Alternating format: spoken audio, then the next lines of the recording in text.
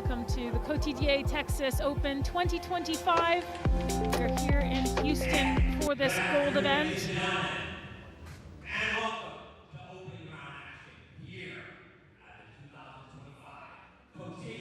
I'm Nicole Bunyan, and joining me here for this first match, Simon Park, all the way in from the UK. Good afternoon, Nicole. Looks like quite the spectacular show, doesn't it? And quite the lineup for us as well to get us started. There's two glass courts, but on this glass court, it's the show court. We've got Hannah Moataz taking on Kenzie Ayman, an all-Egyptian encounter, followed by Nathan Lake and Timothy Brownell, battle of the lefties. After that is the wild card, Zaidi taking on Lucy Beecroft, and then Ashab Irfan up against Ibrahim. And then into the evening session, Sana Ibrahim up against Noor Abul Makrim, another all-Egyptian battle, followed by Bernat Jaum up against Ali Abu Alainen. And then another wild card on the women's side, Madison Ho, who's currently at Stanford University, up against Lucy Trammell of England. And finally, to close things out, Mohammed Awolgar up against Balash Farkas. Parky, which one of those, or which couple of those stand out to you? Well, I think the Bernat Jaum and Alainen could be an interesting match on the men's side, and also Nathan Lake, Timmy Brownell, I think could be quite good. And then on the women's side, I think it would be a pretty good match between Ibrahim and Abul Makrim. That could be the best of the women's today. Yeah, certainly some good ones up there up for grabs. I think this first match has a lot of potential.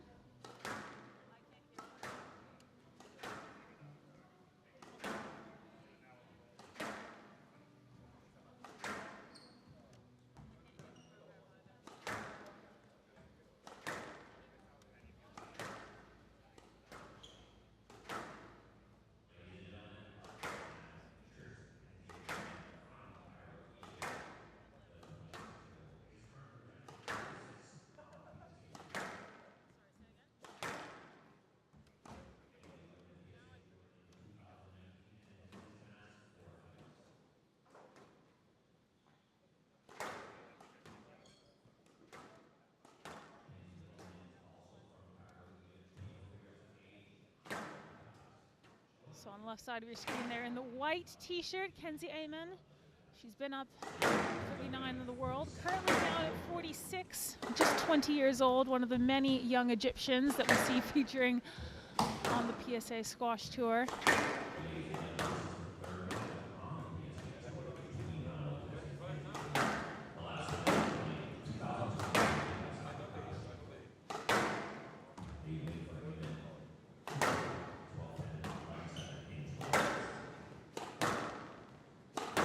As you said, she does have a strong backhand, and yeah, I think this was probably the other match that could have some potential on the women's side. It's all Egyptian affair. Yeah, I think she's been spending some time over here in the US as well, training recently. Been seeing a bit of it on her Instagram. It's always interesting to see that stuff. I love it. Yeah, you can glean a lot of information these days from Instagram, and quite a few players. It's interesting to see how much they share as well, isn't it, with the training routines and where they're traveling, what tournaments they're playing. Some are a little bit more open than others. Yeah, it's always a bit of a battle on how much you share. Hannah Moataz, she has been up at 27 in the world, and the reason that she's dropped is that she's had an injury. So she was out for a few months with that. I believe it was her hip. I think she was having a problem there. You can see there she's actually got some strapping coming in through the inside of her thigh, so kind of around the adductor coming in at the inside of the knee. So hopefully that's just preventative. But she has come back and had a win, actually, since she's been back on tour.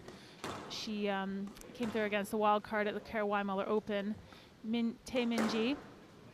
And that was 3-love, but then went down to Fairuz Abulkair, who actually went on to win that event. So obviously some decent form in there, but the next week losing in Cincinnati to Marie Stefan. So perhaps just finding her feet since coming back to the tour. She was having some really good performances before that injury last season. I remember at Black Ball, actually, which we were both at, Simon. Yeah, she beat Orphy, didn't she?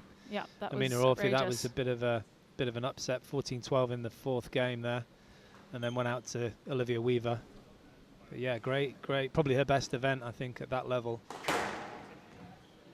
Yeah, she was showing some really good form, but unfortunately, with the heavy schedule and obviously just the nature of squash, it's a punishing game and injuries are going to happen from time to time. So I'm sure she's eager to get back out there and also to get revenge on Ayman. The last time they played, it was in a best-of-3 event at the Grasshopper Open in 2023. I remember watching that, actually.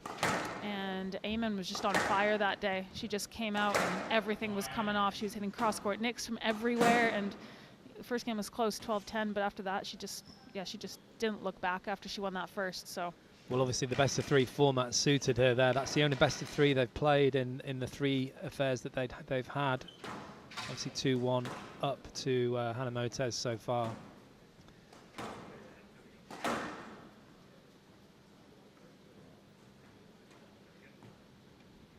Yeah, and just as you said there, that 33 average match time is brought down a little bit because of that 2-love win in the best-of-3. 20 minutes, that one. Yeah, yeah, exactly. Pretty quick, but the others 36 minutes and 42 minutes, both 3-1s.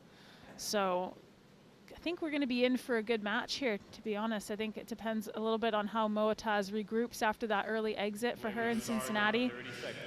She won't have been pleased with that performance, or at least with that result. Maybe she thought the performance was decent, but but with that result, she would have wanted to get through and build some momentum. When you're coming back from injury, you want to rebuild that confidence, don't you?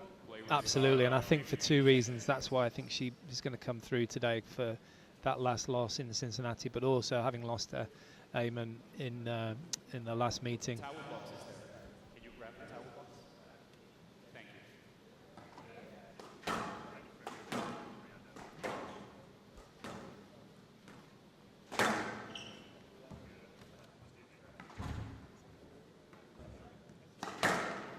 Cotidie Texas Open 2025, women's round 1 match. Ayman, Egypt to serve, Hannah Moataz, Egypt to receive. Best of 5 games. Love all.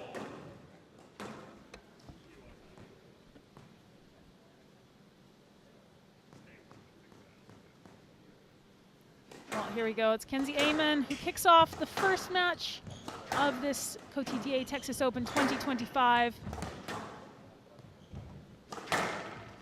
Well, it seems to be a different club every year, this, Nicole. We've both been here before. I've been here for a few of these events in the last 4 or 5 years, and this is a completely new court in terms of this club. They've got another all-glass, well, 3 glass-sided court that is permanent, but not too great really for spectators in terms of the amount of spectators. This is a little bit more like you'd expect on the PSA Squash Tour.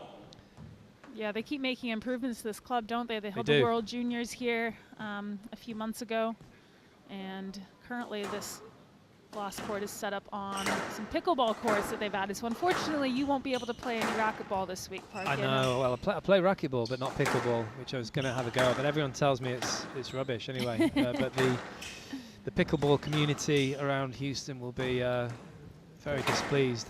Yeah, they're just going to have to come and watch some of this fine squash instead. Absolutely. 2-1.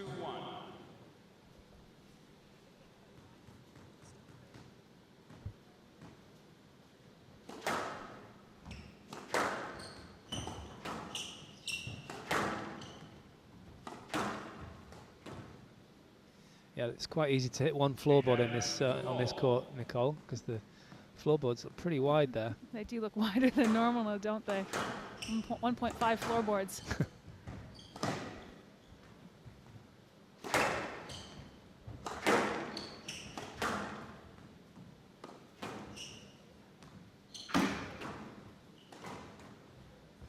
Clever from Moataz, just held long enough, waiting for Ayman to commit to the front left, being in the boast at the last second.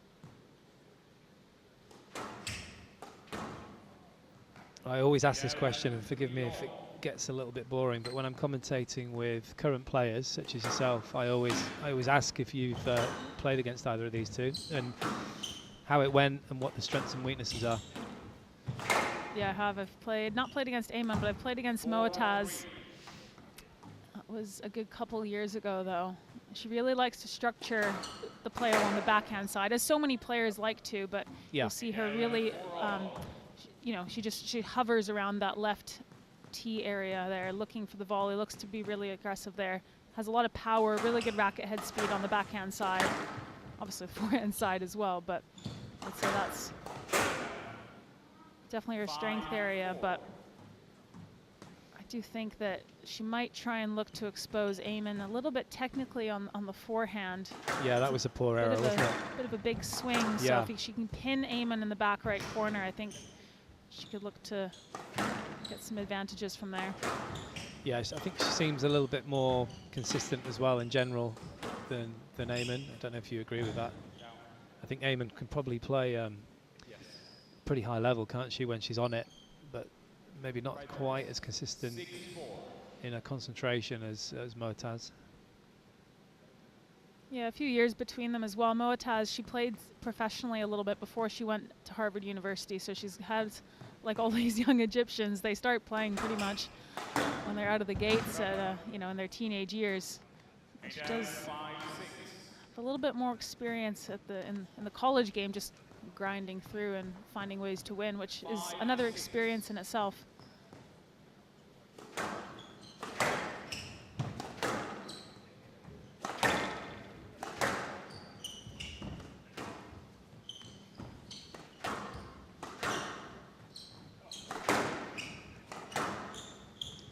Some good width and depth here from Moataz. Ayman just trying to pick up the pace a little bit here. Well, that was a bit of a strange shot from off the back foot there from Moataz.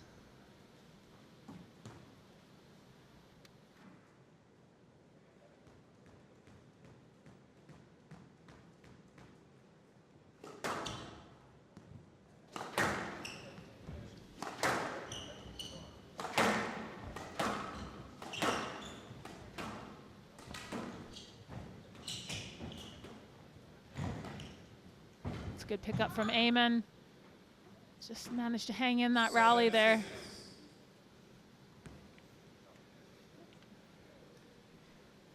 Body language from Moataz just looking a little subdued. She would have wanted to close out that rally. She had the advantage on that mid backhand area. Stroke to Moataz. Sorry, to Ayman. 8-6. Well, this is the opening match on Squash TV for this Cotidie Texas Open 2025, so there can be a few nerves occasionally. That was a see you later, wasn't it, return? Well, that's got to be clipped. That was immaculate. Didn't even move, Ayman, for that one.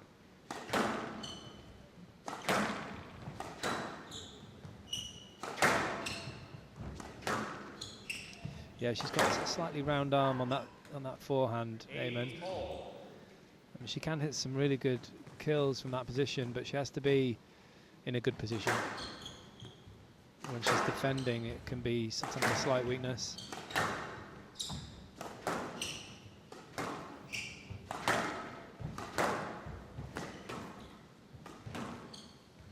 It has to be a stroke.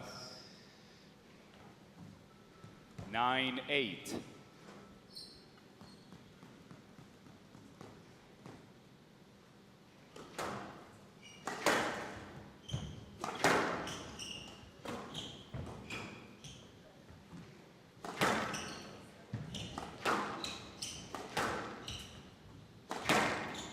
Solid hitting that, isn't it? That was a really solid length. 10-8, game That ball. was beautiful from Moataz. That backhand Continue, drive, please. absolutely perfect. She just went for the tie well a couple of rallies ago. 10-8, game ball.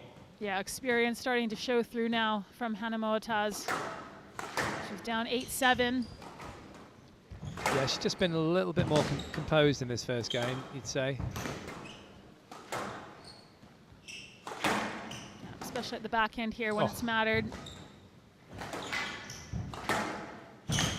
Out.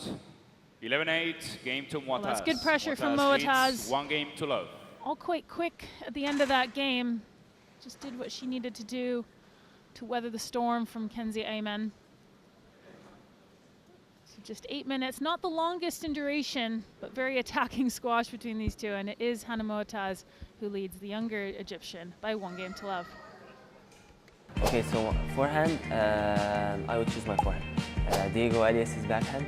It's just the way he cuts the ball. I like the Well, motion. it's an all-Egyptian fair No, I between have these my two feet. in the first Correct. match. Squash green, I would have Mohamed Sherman. I would have centre of the court, but it was Rami Moataz. Ashur It's there. just to feel a little bit more composed. That return of serve was absolutely power. fantastic. Just a little bit more composed in this first game. Experience shining through. One love up.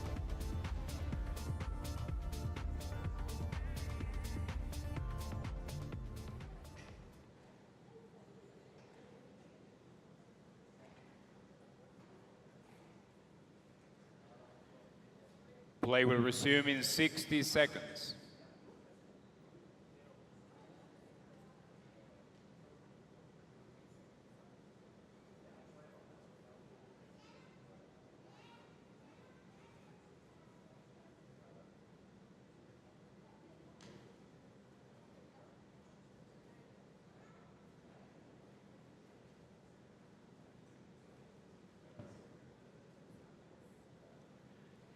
Play will resume in 30 seconds.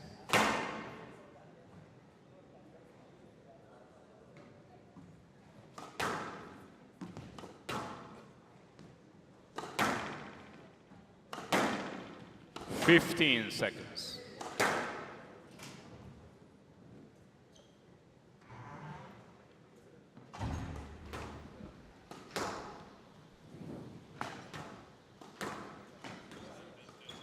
Moataz leads 1-0. Love all.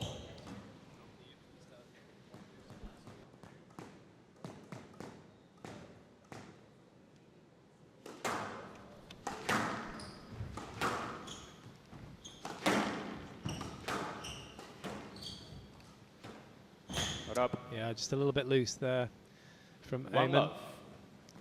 She's been quite clinical, Moataz, so far, cleaning up those kind of shots into the corners. Looks like quite a punishing court, doesn't it, Parky? We saw a couple of attacking drives in that first game from Moataz. Looks like the person who gets Hand out. first good opportunity 1-0. needs to take it in. It puts a lot of pressure on the opponent. Sometimes you can get a glass court or any court where the ball flies around. It takes ages for it to die down, but this one, it looks like it's actually kind of hard to, Out. to get the ball to the back in some 2-1. instances. The ball isn't Yeah, traveling absolutely. to the back. Yeah. I mean, there were a couple of drives. I don't remember Moataz's backhand being that good, but she's hit a couple of really impressive straight drives so far in this match. That was awkward Hand movement there out. from 2 Ayman. all. Yeah, just needed to lift that one. Yeah, or get in a better position.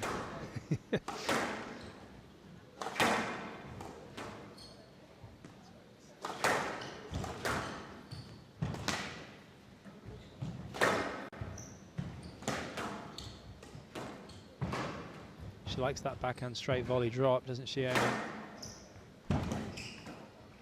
Yeah, this is good work. She's read it. Down. Oh, she's missed it. Doesn't miss many of those, Yes. Moataz.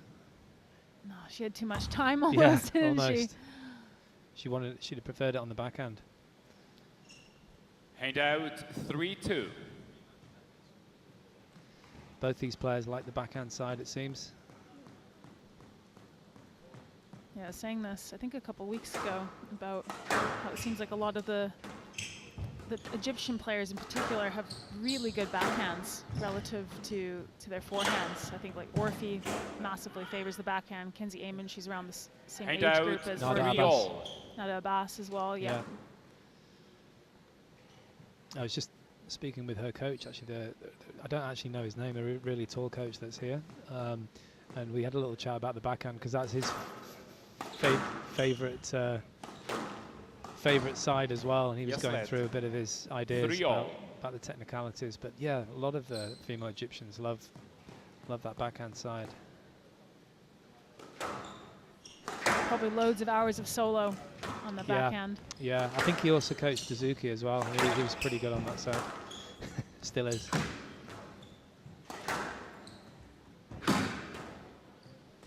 Down. 4-3. Well, you can see Moataz just kind of breathing a sigh of relief. I don't think she's particularly happy with the form that she's found just yet. Obviously, she'll be relieved to have won that first game, but sometimes after you win the first and you feel edgy, you want to feel like you can take your game up a notch, don't you? You want to feel like you can settle in, and it seems like she's not settled yet, though. No, and I guess when she saw that, when the draw came out and she saw her name next to Ayman, she probably had a few emotions. The first one is probably that she lost last time, and in this tournament she's the highest seed, so there's a little bit of pressure that I'm sure she'll put on herself. Not too much, but she is the highest seed and she'll want to get that revenge.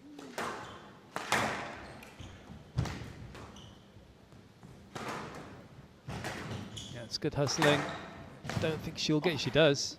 Oh, she's still in it. They're going to have to stop it. Please. It's such a shame when that happens. Has to be done though, just for safety. Tremendous effort from Ayman. It was.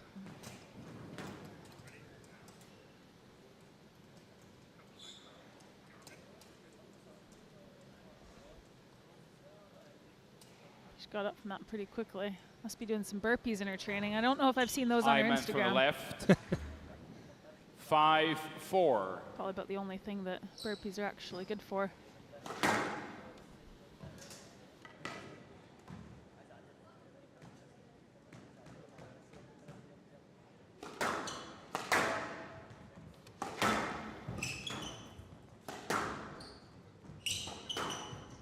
Down. Hand out 5-all.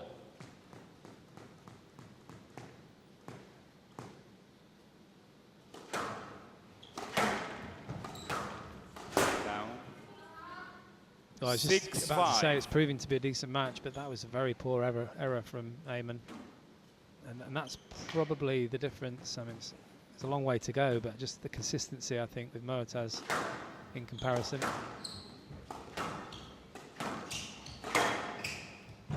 Up. That's good. 7-5. Just the right line, wasn't it? Nice and low, just the right pace as well. Yeah, that's exactly what you want at this stage of the game as well, just to give you that little bit of breathing room, low risk attacking length to the back of the court. Oh, wow. Hand out 6-7. Well, that's the best shot of the match so far for Ayman, you'd say. This was That so early. Impressive.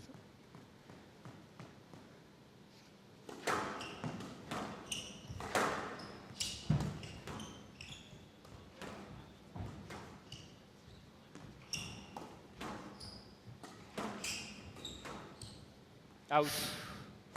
Yeah, that's definitely out. Hand out 8-6. Sailed to the court.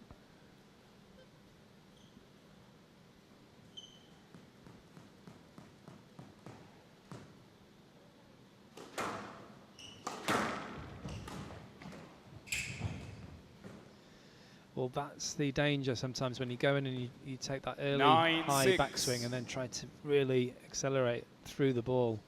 You can sometimes mishit it. Just didn't get any contact at all there, Ayman.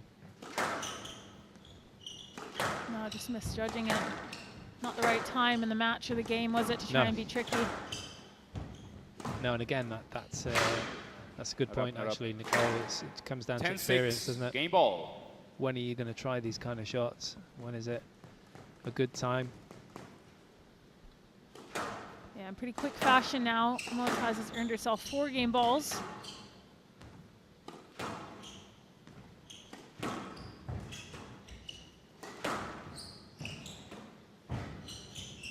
Yeah, this is nice work from Moataz. Should have gone straight on that earlier forehand drive.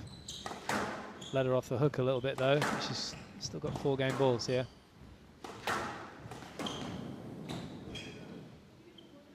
Hand out 7-10, game ball.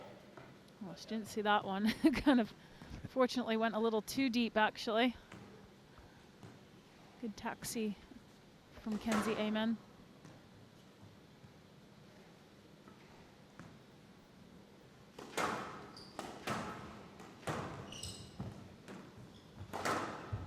Oh. 8-10. Well, that disappeared, didn't it? Game ball. That's 2 points gone. 2 game balls gone, I should say.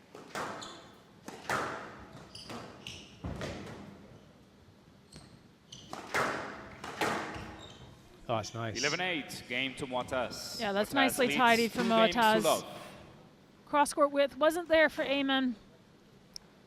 Unfortunately, just a bit of a lack of experience between the 2 players. Errors and shot choice creeping in, doing the damage for the younger Egyptian. And is Hannah Moataz, who leads after 18 minutes, 2 games to love.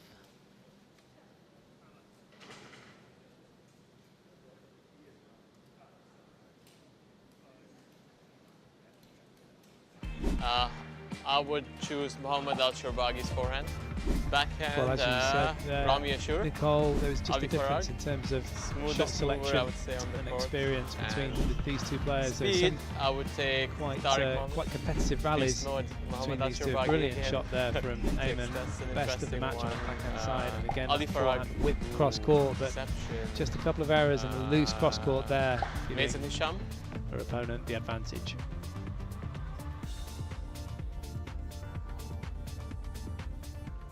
Play will resume in 60 seconds.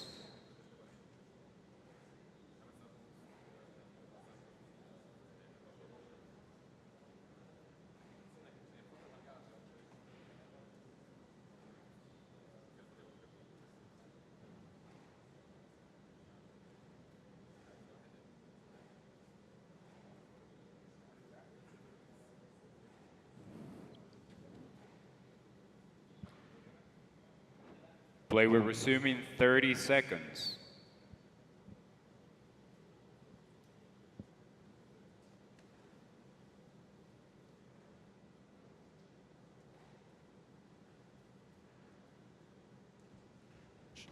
Fifteen seconds.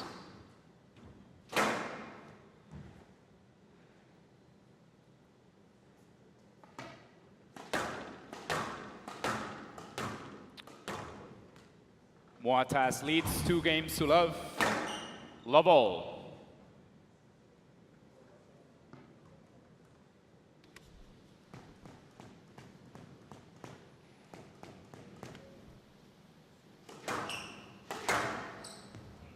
Well, this is an incredibly good position for Moataz to be in. Doubt 1 love. Still not quite finding her range, though, is she, Parky? She's still kind of up and down, but she's doing just enough. Oh, geez, just as I say that, 2 quick love. points for Ayman. But she's played the important points well, hasn't she? In general, Moataz. yeah, and that's a poor start by her standards. That's a brilliant 3 volley there. love. And this is just what the doctor ordered for Ayman. She's come out of the blocks here, firing the youngster. I was going to ask you, actually, if you'd ever seen Ayman come back from 2-love deficit. I'd have to go into the history books for that. If you can remember. I mean, yeah, but just some 4 players, love. you kind of know that they're going to keep going. Some players are front runners, aren't they? And they just can't. The minds can't compute being 2-love down. Yeah, but it looks like she's had a big injection of pace here. You can see she's hustling to the service box. 5 As she love. should. She wants to keep on a roll with this momentum. Yeah, it's an unbelievable start, really. The body language is just. I mean, look at that. 6 So love. different. She's a different player in this third. Well, I think going back to what you were saying earlier about the consistency, when it's on, she's able to rattle off those points, but unfortunately she's been finding the tin or just hasn't quite had the right selection sometimes. Like that one there, that needed to go straight, didn't it? Tried to cross-court from under pressure when the ball was behind her. So sometimes when she gets the balance wrong, which she did when she was under pressure at crucial points in the first couple games, that's what didn't let her close out those games, was it? Whereas now here she's got the healthy lead. Things are rattling off. 7-1. Just looks unplayable. Yeah, like we're saying, a level can be so high. It's been very, very high in this third game. But Moataz will not be panicking too much. She knows her opponent well. She'll know that this will drop at some point. She's just got to maintain her level if she can. A couple of poor errors from her at the beginning of this game set her off on a bit of a bad start. 3-7. But a mini comeback here of sorts for Moataz. If she can get a couple more points on the board, could make things interesting.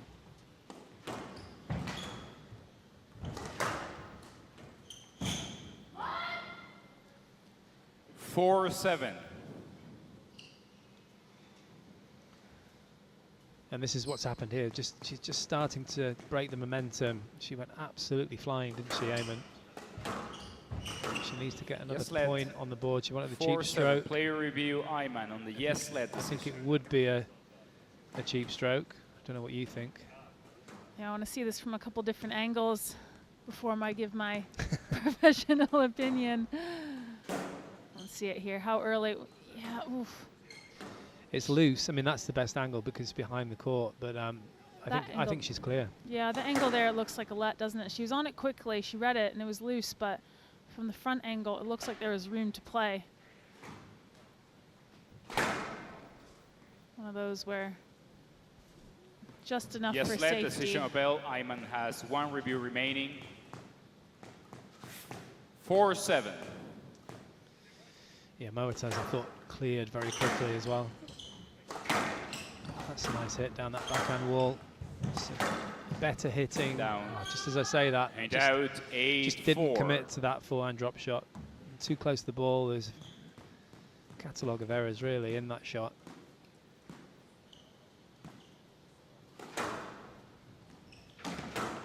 It's almost getting to the stage now where this third game is a bit of a write-off. I think one more point on the board. Out. She's not done it though. And out 5-8. Kept a glimmer of hope in there for this third for Moataz. Well, I think Moataz will know, just judging by the first two games, that as quickly as Ayman can rattle off the winners, the errors are just as easy to come by. Cut up. And out 9-5. That two-love lead. She's certainly not going to give up easily here, Moataz. Miss Moataz, Yeah, I expect you to play when the score is called. Tell you what though, it was a bit quick. It was a bit quick to serve. It's a nice finish. So good. And out Couldn't be any better really. It was a millimetre above the tin. So still just hanging around in this third, just in case Ayman loses it, which he's not going to do. And out 10-6. Game ball. Oh, it was a terrific finish. It's been all about Kenzie Ayman here in this third game. She's earned herself 4 game balls to claw her way back. Down. And out A little too 7-10. delicate, a little too tight to Game go ball. for that backhand counter drop. So one save from Moataz.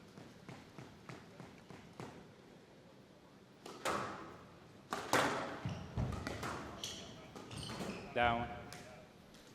8-10. Well, would you go for that, Nicole? Only in a cross-court game where there's nothing on the line. Or if you were like 10-3 up, maybe. Oof. Maybe. Not Maybe. Not 10-7. That's a good hit. Good solid hit there in the end. There's a fist pump from Ayman. 2-1. Yeah, that's better. I think that needs to be logged from Ayman. Those quick kills, those are the ones that have been doing the damage in the second game. Not overcomplicating it too much.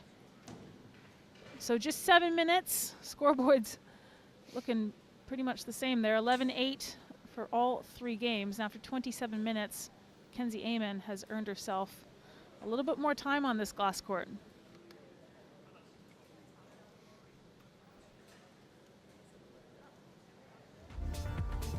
Well, Kenzie Ayman, just absolutely flying start for her in this third game, going to a 5-love lead. The body language was very, very positive in this third game. She was up the court and she was playing shots like that consistently. She was so much more positive and aggressive, and it made the difference in the end.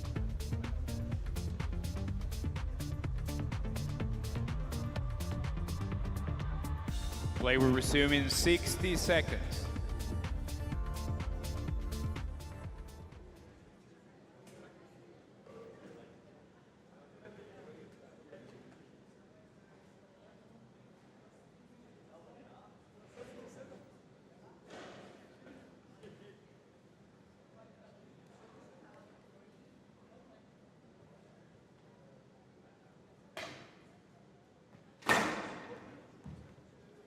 Play will resume in 30 seconds.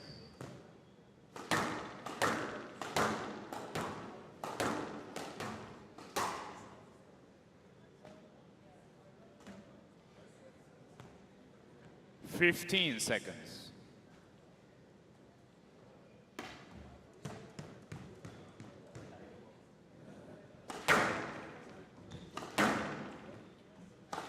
Moataz leads 2-1. Ayman to serve. Love all.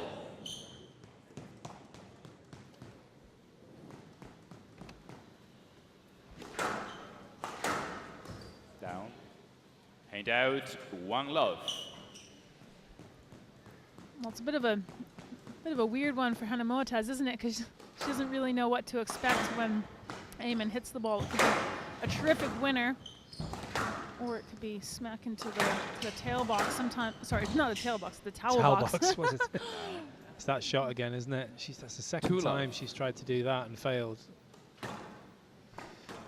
It's just the consistency, isn't it? Shot choice. But as you're alluding to there, she's so unpredictable, isn't she? She must be difficult to play against because she has got some talent, Ayman, that's for sure. But she can also play some incredibly incorrect shots at times. 3 love.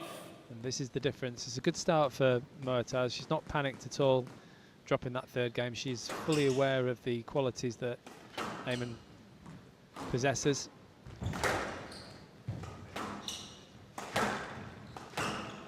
Yeah, you can see in the front row there while Hindy's here watching. We'll have a few 4 players love. here playing in this Cotidie Texas Open. I'm sure that after a third game like that, having someone like him, your primary coach in your corner, has got to be hugely advantageous. Yeah, absolutely. I mean, he's sort of, well, a little bit younger than me, but my sort of era, never got the chance to play against him, but he, yeah, very knowledgeable and an exceptional coach by all accounts. Stroke to Moataz. 5 love. Yeah, that hold and drop just isn't quite working for Ayman, isn't it?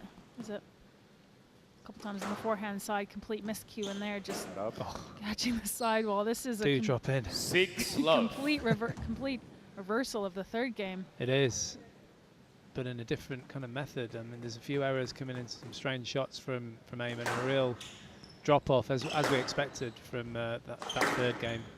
And it's all going the way of Moataz until that shot. Hand out 1-6.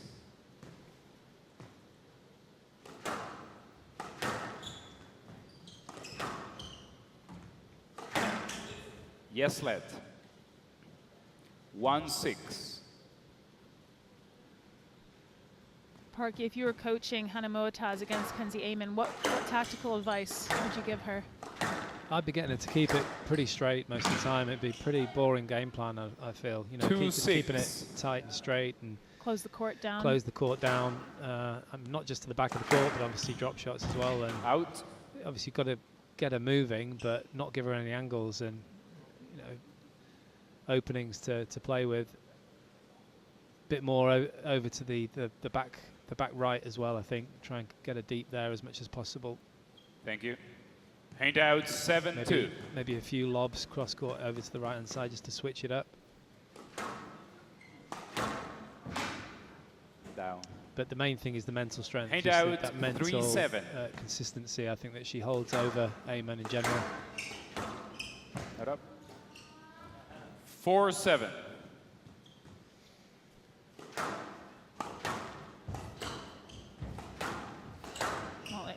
See that Ayman is really pushing to take the ball as early as possible now. She literally started skipping to the service box after that rally. She's trying to inject some pace and momentum here, isn't she? Yeah, absolutely. And I think another phrase that would come in, and it maybe came in from Hindi after the third, is weather the storm. You know, against players like this, they can be absolutely outrageous, can't they? Which she was, especially at the beginning of that third. But you've got to weather the storm because you know that the errors are going to follow, or it's likely that the errors will follow.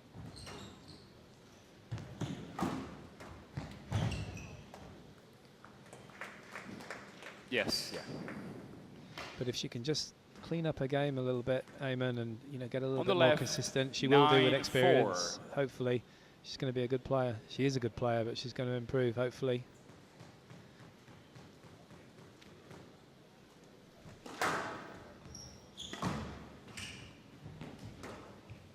That's a clever shot from Moataz. 10-4, just match ball. caressing it at the top of the tin, second bounce into the side wall. Really nice touch from Moataz. Gives herself 6 match balls to get over the line here in the first match of the Texas Open. Ooh, just a bit of a... Hanged out, 5-10. Just a bit of contact, match wasn't there, ball. on the leg. Yeah. Accidental. Yeah, looked awkward, but I think she was headed the wrong way, unfortunately. So 1 match ball saved for Ayman.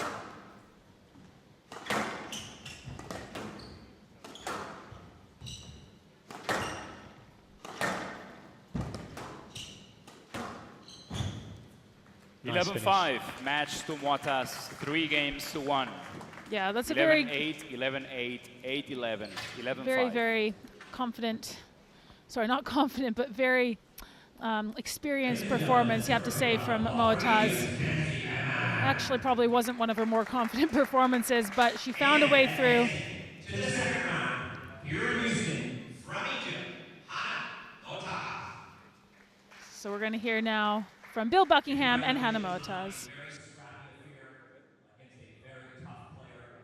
4 games, and you're on to the second round here in Houston. Yes, as you said, I think it was pretty scrappy, but I'm just happy I was able to win at 4 at the end. And yeah, I was also happy to have my coach with me here, Well. So I think that was just to keep my head straight because it was all over the place.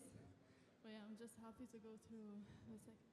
You played Paris in September, then you took a 3.5-month break from the tour, and now you're playing your 3rd event of 2025. How does your game feel at this point? It's definitely not at its best yet, but I'm just trying to enjoy being back. I struggled a bit with the injury, and I think it took a lot longer than I thought it would. So I'm really just happy to be back competing, and no expectations. I'm just very happy to be back. Second round, Tina Gillis, you played her last, I believe it was 2024 down in DC, a very, very tough match. Look forward to that for our audience. Yes, I think it's going to be very, very physical, and I'm just, yeah, I think I only played her twice maybe, so I'm just very excited for tomorrow.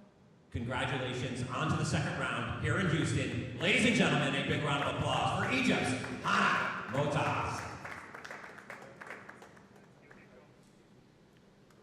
Well, Hannah Moataz will be very relieved to get over the line there against a dangerous opponent, but safely through to the next round.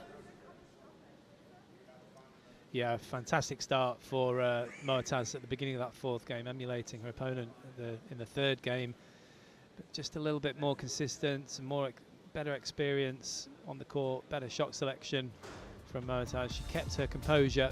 She knew that the errors were going to come in from her opponent, and she weathered the storm of that 3rd, and she's through to the next round.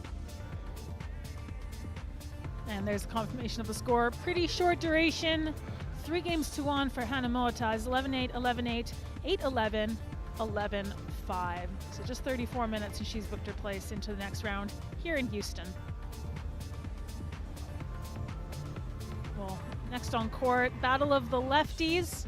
In just a few minutes' time, we're going to see Nathan Lake taking on Timothy Brownell here at home in the US of A. So join us shortly for that one.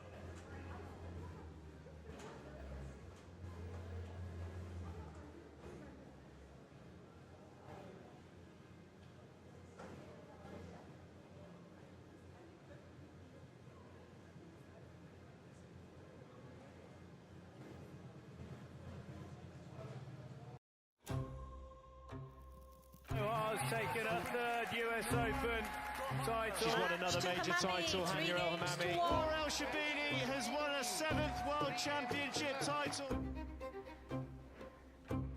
They have consistently, for the past 4 years, raised the level of the women's game. Good shot. When I won the World Championship, I never thought I'm gonna win 7, and I never thought Nicole's record's gonna be broken anytime.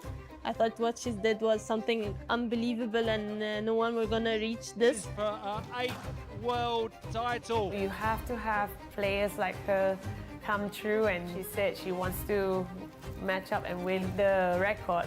It's definitely a long journey to become a world #1, and I've always thought that I want to be a world #1 faster than the rate I'm going with.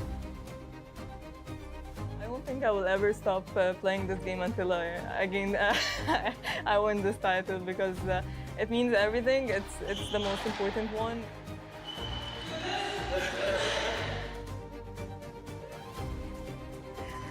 I don't think I've ever been emotional like this before. I never imagined I can be like that. Usually I show very little emotion, but this means so much, so much.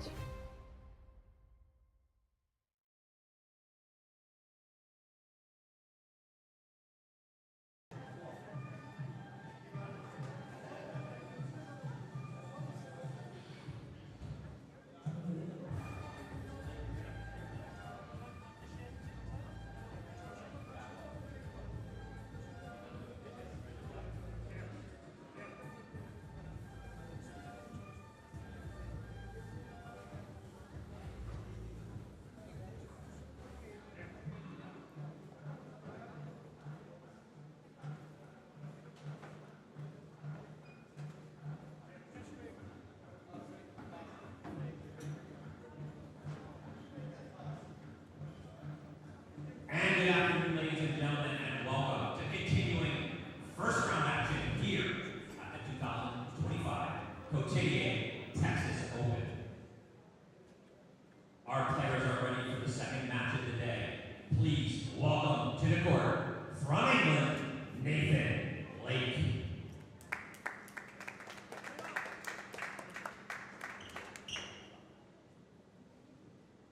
Nathan's opponent is from the United States. He is the defending U.S. champion. A warm welcome for Timothy Brownell.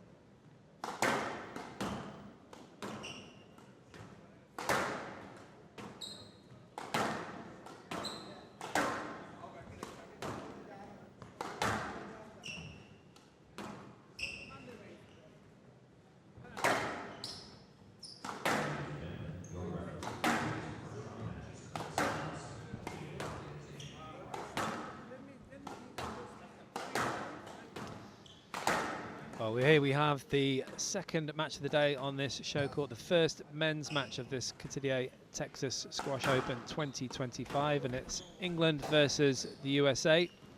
Nathan Lake up against Timmy Brownell of the USA.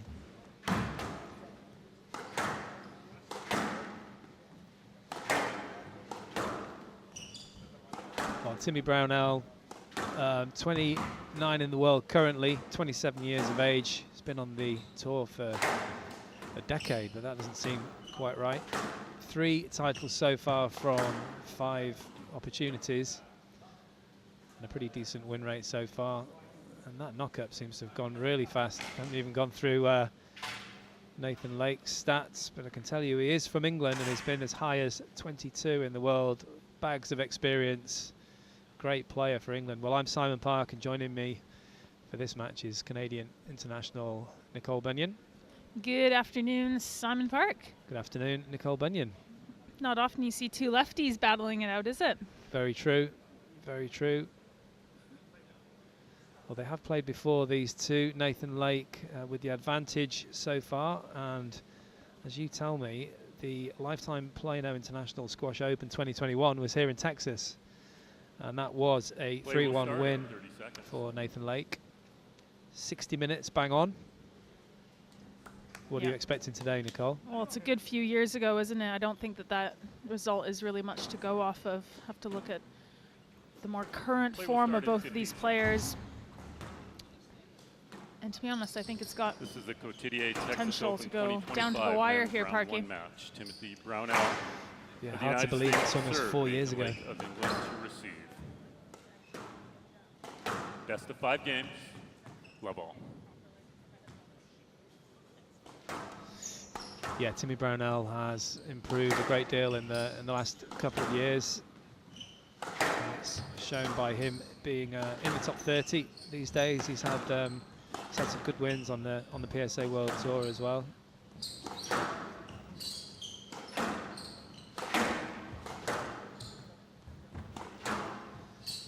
Nathan Lake currently at 38 in the world, but as I said, he's been up as high as 22. I've seen him have some a lot of great performances or very consistent performances in an England shirt.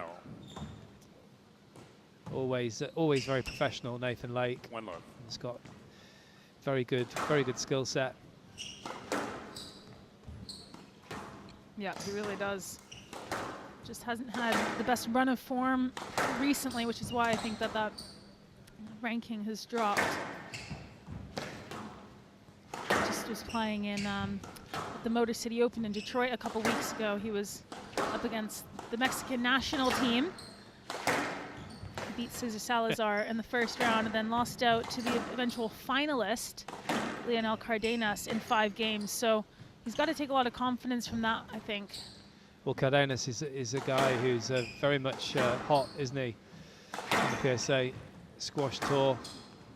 And he's a difficult man to beat, so to take him to 5 at this stage is impressive. Also, just in Cleveland, Squash in the Land event took Yusuf Ibrahim to 5.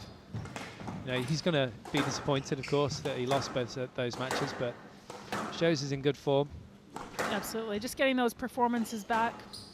Eventually, you're going to convert one of those, aren't you?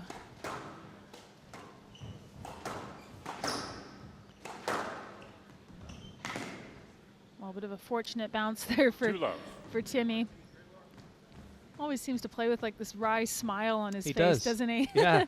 Enjoys it out there. He's always thinking about the game and the shot. You can see here he's early doors. He's looking to whip in the boast and test out the movement of Lake, particularly to that front right corner.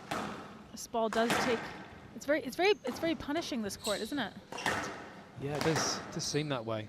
I wonder if we'll get a chance to play on it at any point.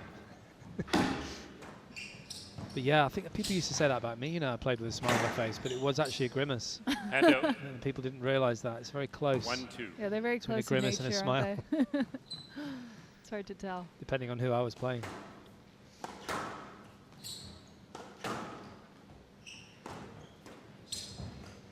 Yeah, both these players have got lovely styles. As you said, both lefties, but both skillful. Certainly don't want to knock it up and down the wall all day long. Nowhere. No, there's lovely variety. A lot of subtlety going on as well.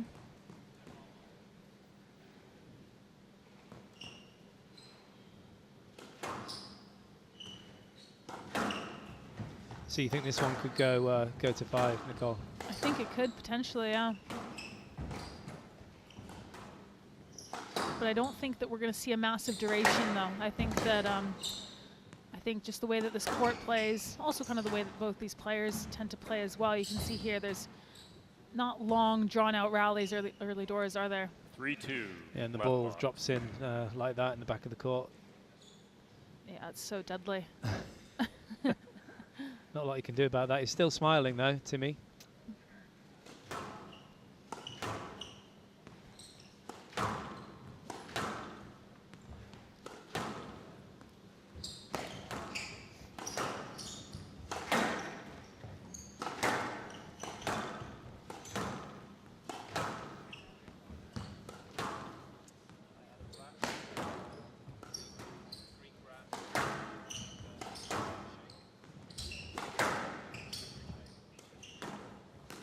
Down. 4-2.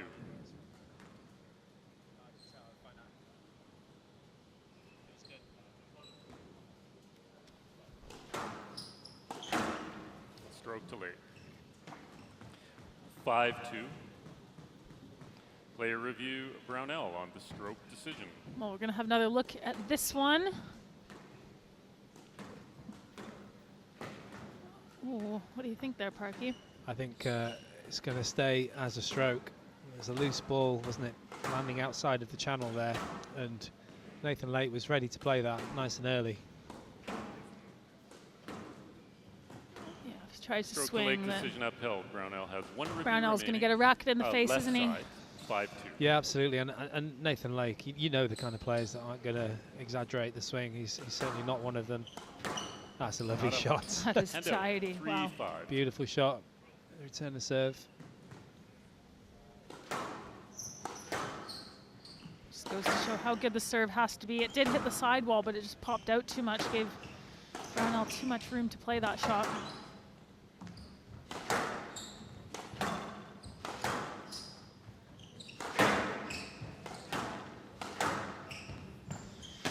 Do you think there's any areas between these two where one is slightly better than the other, or to me they just seem pretty evenly matched in most areas? Yeah, I would tend to agree with you actually there. Yeah, both pretty fit, both move well, both got good variety and mixture in their styles of play. I'm asking. No review? And there's 5 years between them in age, but I don't think that's going to make too much difference. To the left. Hand out, 6-3. Nathan Lake, 32 years of age.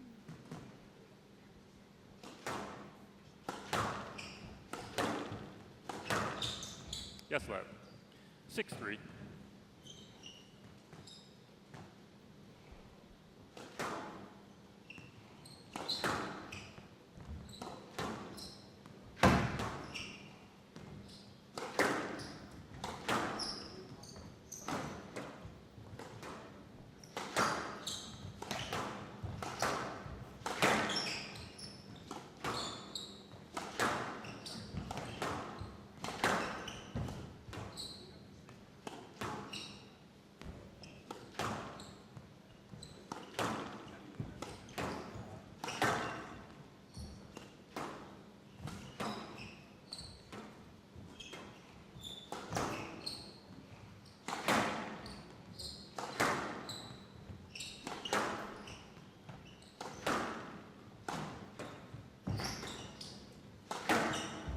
Yes, lad.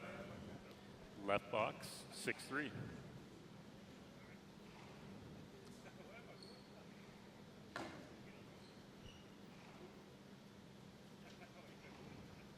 Well, Parker, we saw it in the previous match. If you try and hit your way through on this court, it's not really that effective, is it? I think on some courts you can kind of, bash and Yes, dash, if we will, especially on a back court. But here, if you just slightly miscue it, I thought you had a little you bit don't of get the room ball to go traveling behind. through to the back, do you? If you get it right, 6-3. obviously it's extremely punishing. But just there, you can see Nathan Lake, he miscued the forehand volley. He just tried to hit it a bit too hard, didn't he?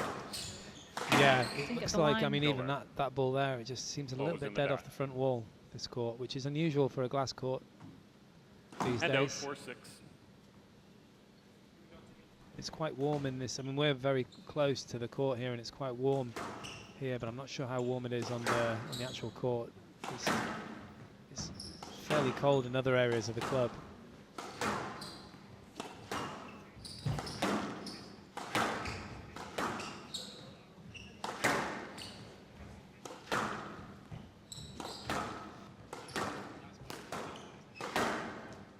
It's a better line from Lake.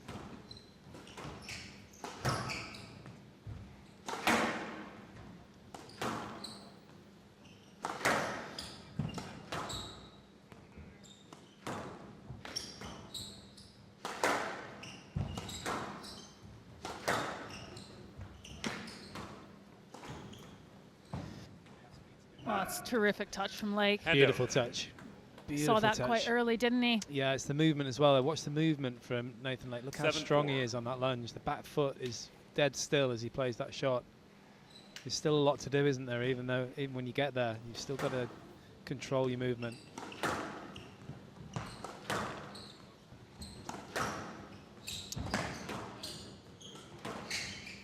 No let. No let. Player appeal. Yeah, I'm not surprised Player that Lake's review going Lake for a on review the here. no-let decision. Didn't hear the initial call. He's going to be looking for more of a stroke here, I think, Parky. Check that out. That's Yeah, absolutely. I mean, the ball's high. It's a poor shot from the American here. He can certainly do a lot better than that, that's for sure. Ball comes back. Second bounce on the short line, and Nathan Lake is right there.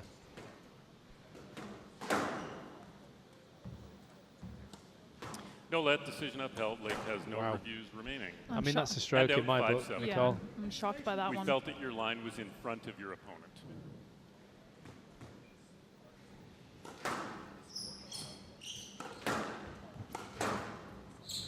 Still a decent lead for Lake, despite that bit of a shocking call, I think.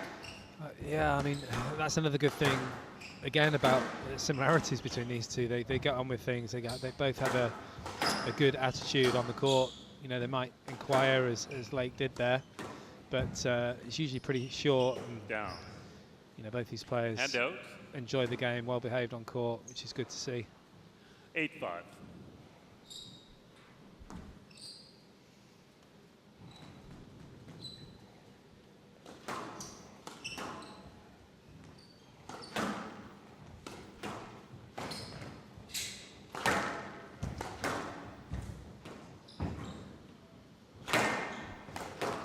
Oh, he's just Down. clipped the tin. 6-8. Hand out 6-8. Your ball was down. Yeah, Nathan Yeah. Lake just... Hand out 6-8. he must have known that was down. Yeah, when he watches it back, he'll see it clear as day.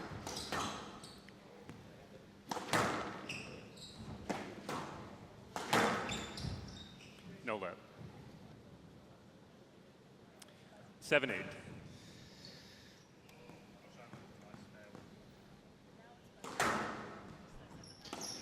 Interesting serve there from Timmy Brownell.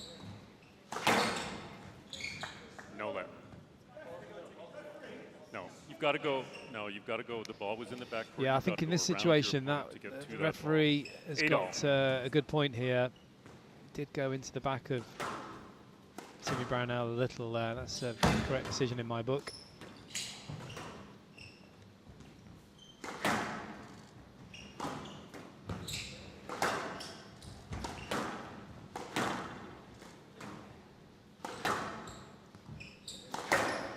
So nothing between these two in this first game. The first men's match on this new show court here in Houston. The Cotidie Texas Open, and that's well straightened. The shoulders out, were 9-8. opening to make it look like a cross court, and well straightened from Nathan Lake here. You'll see better from here. Look at that. Yeah, that's a good point. For Lake, very strong, just as Timmy was starting to mount his comeback as well.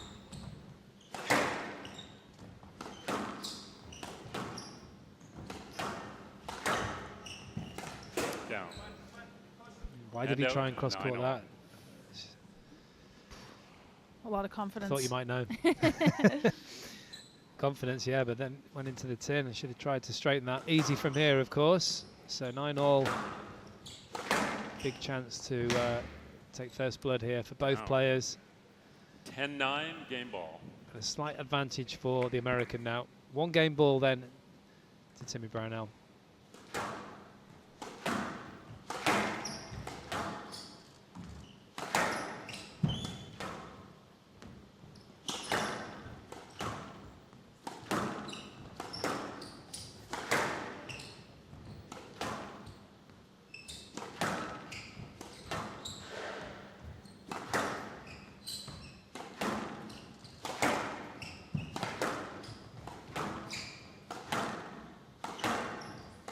Quick fire rally here between the two lefties.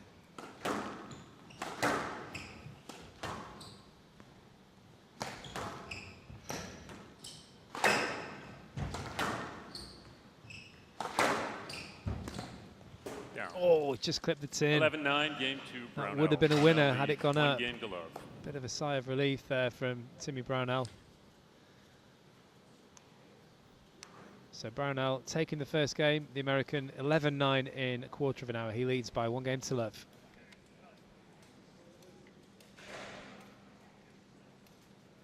Speed was the fastest. Goatee, actually. Oh, I love his movement. Ranim's forehand. No, my backhand. I don't want to change my backhand. Is that the correct answer? Could be an answer. Yeah, I love my backhand. I don't want to take it from anyone. Quad brain. Laura Massaro? Definitely Shabana and Rami, both. Put a little bit more pressure on Nathan Lake, force him into a couple of errors, and ultimately found some much better length at the back of the court as well. So somehow came out from behind there. Just pulled the wool over Nathan Lake's eyes, and he comes through with a 1-love lead.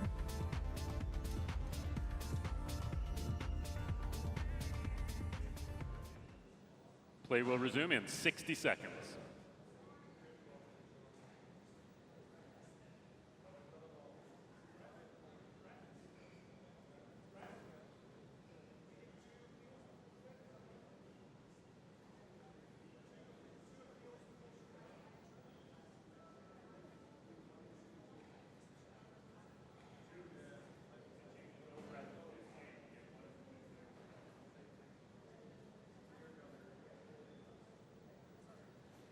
Play will resume in 30 seconds.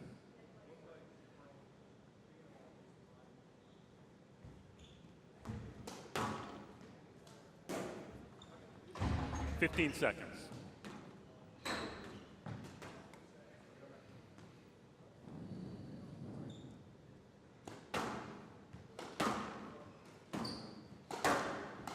Brownell leads 1 game to love. Love all.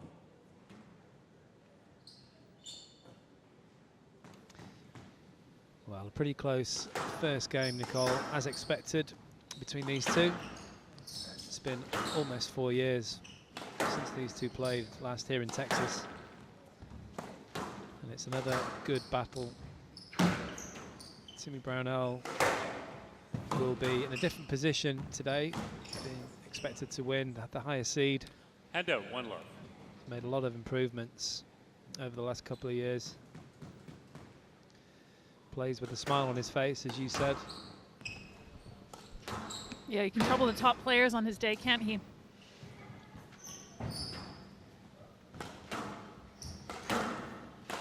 Just trying to think of his biggest win, but he actually took Joel Macon to 5 in Hamburg last year, which I was commentating at, and that was a very impressive performance. Just didn't quite get over the line, but I think if I remember rightly, he was 2-1 up and sitting pretty. Joel Macon did the typical Joel Macon thing, and just pushed hard and came through. But it was very impressive from the American. I thought that ball was more in midcourt. 1 love.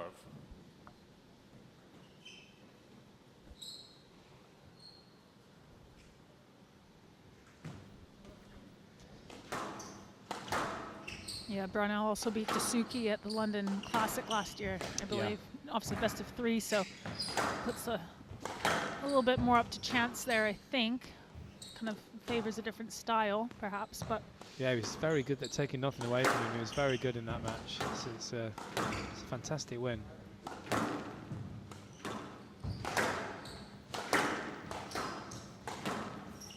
Stroke to lake. 2 love.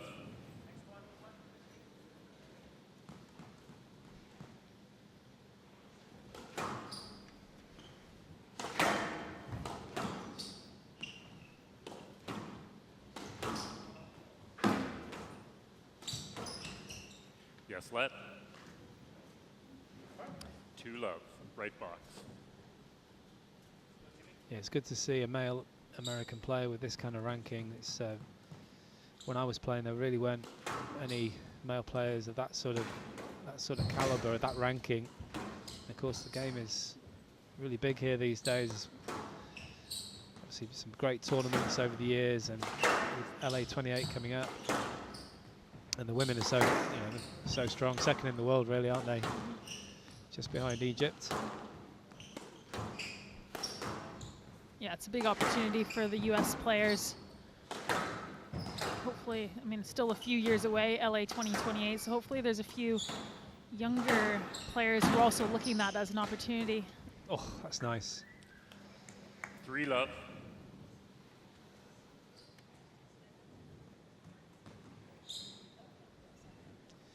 Yeah, they had a good showing at the British Junior Open just last month in Birmingham. Big, huge team, actually. I was going to say big, but absolutely huge team for the US. Lots of English coaches with them. Yeah, ball wasn't tight enough. 4 love, right box.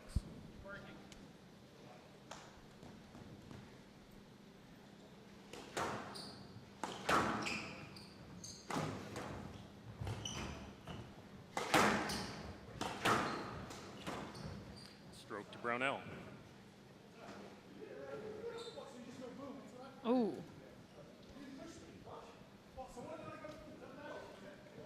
Gentlemen, if you have an issue with any physicality, just direct it to me and I'll deal with it.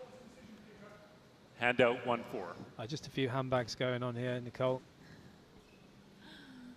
Lake just saying to Brownell that he doesn't want him to push him.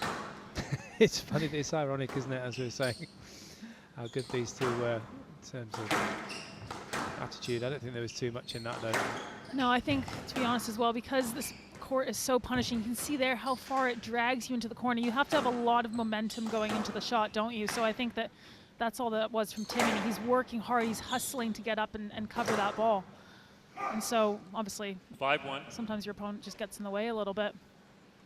But this is going to be punishing on the legs as well. Whenever you get dragged into the front or the back corners, you can see how much effort it takes every time. So it's really going to challenge not just the footwork, but not just the racket skill, but also the footwork of these players. See there, it's done well to go around and play that, Brownell.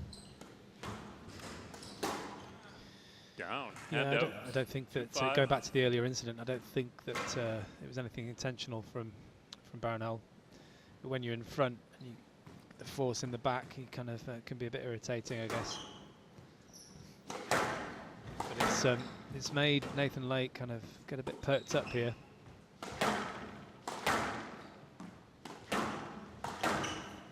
Stroke to Lake. Hand out 6-2. Yeah, again, if you just slightly miss-hit or have a miscue when you're trying to hit with pace, it really is not forgiving.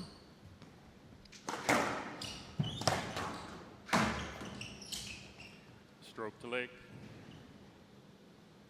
7-2. Well, this is a good response from the Englishman after losing a very close first game there to the American. Oh, it's really well straightened. Yeah, he's done well to go around that as well, hasn't he? Yeah, got round him and he used that bit of risk there. There's still a couple Mr. of Lake, words. please return the ball to your opponent. Thank you. If you have an issue, check with me. Handout 3-7. If you have an issue, let me know and I'll watch. That's my issue. Yeah, got it. I got it. 3-7. It's so ironic, really, isn't it? I mean, you don't usually get problems with either of these two players in terms of movement or any untoward behaviour.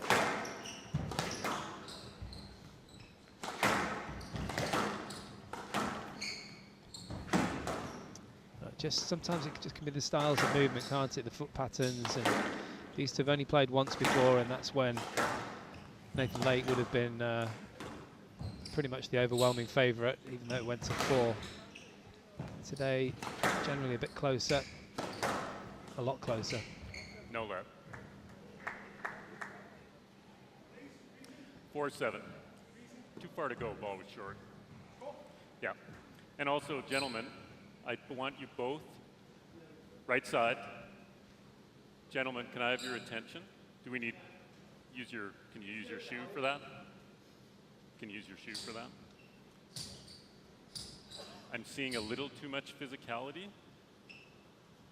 Please refrain from that, or I'll have to deal with it. Thank you. See, it's not intentional. I mean, it is just foot patterns, and you'll know when you play certain players, you think, why am I getting knocked here, you know? And sometimes 5-7. It is intentional. Players can be a bit naughty, but I don't think that's happening here. No, I think that there's a big battle going on for the middle of the court here. Obviously, it's a massive advantage because this court's pretty dead. But, oof. Yes, let. Player review Brownell. That's on a the stroke, yes, let decision. Nicole. I mean, to me, this is so obvious. Well, the issue, There's no clearance there at all, is there? I mean, it's a decent drop in isolation, but Brownell is right here. I think that's a stroke. No, it was a stroke. Yep, so original decision was yes, let. Yeah. There we go. Yeah, well, there's just no access, is there? I wonder what the reasoning is going to be on that one. Maybe just a line to the left, I think. Remaining left box, 5-7. I think you're being too nice. It's the Canadian. Too Canadian. Yeah, just going back to what you were saying about the contact, I think whenever it's really hard to get the ball to the back, like here, like the ball's not always traveling through freely to the back of the court, it's going to create more traffic issues, isn't it? Because, you know, you're not actually creating space on the court for your opponent. Yeah, I think you're right. And I think with the similar styles as well between these two, I think, and both being lefties, all of these things are causing one or two issues.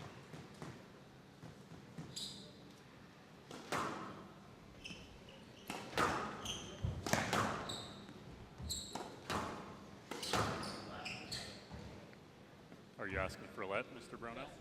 Yes, let. 8-5 left box.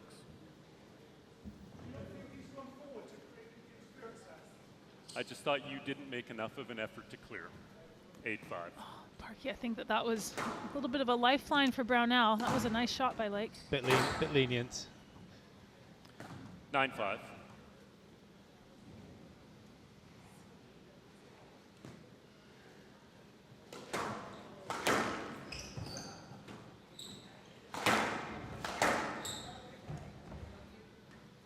That's going to go tight, but it has.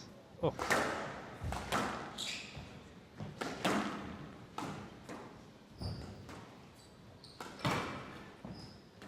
Yeah, it's well tidied up there from 10-5 Nathan Lake. Just not panicking. He knew that if that ball didn't roll, he'd have a great chance to put away, and he's got 5 game balls here to equalise. Yeah, he's not going to go for that. Well, he's just given up the ghost, hasn't he, Brownell? Gone full exhibition mode in those last couple of rallies. Not given interested. Up the ghost with a boast that failed, and it's given Nathan Lake that second game. 11-5 in 11 minutes. The score is 1 game apiece.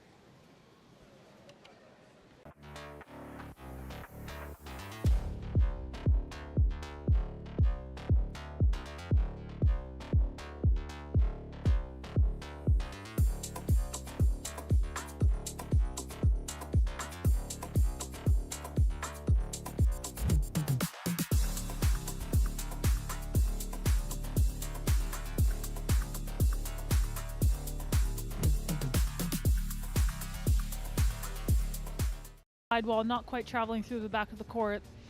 That's making the court even smaller for these two pretty tall male players. So a bit more contact we would have liked to have seen, but it's a very, very good and confident second game from Nathan Lake. Levels up here. Play will resume in 60 seconds.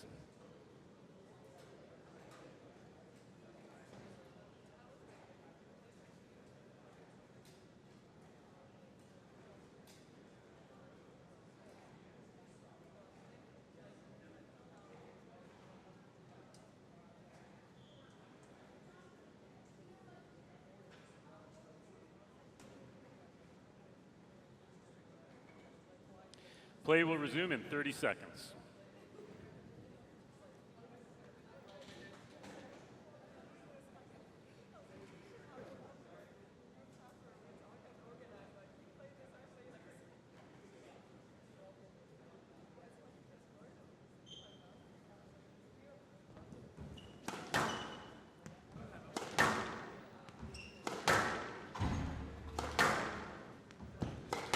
One game all.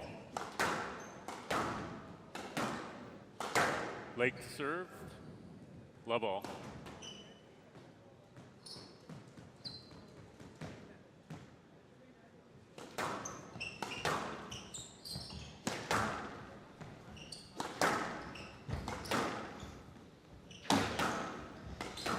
So a great response here from the Englishman, Nathan Lake, a very experienced 32-year-old. We always knew there was going to be one from him. Far too good a player to just let things go. But that's nice skill from Timmy Brownell. Hopefully things are going to clean up a little bit on the movement side. Both players just maybe have a word with themselves. As I say, I don't think there's anything sinister involved. I think it's just getting used to each other's movement. Both, as you said, both quite tall players. Yes, Larry. One love. And also there aren't that many lefties, so when two play against each other it can be a little bit more challenging. Just a bit different. Yeah, like you said, movement patterns are different, tactics are different, right? Down. Oh, doesn't miss those usually. Two love.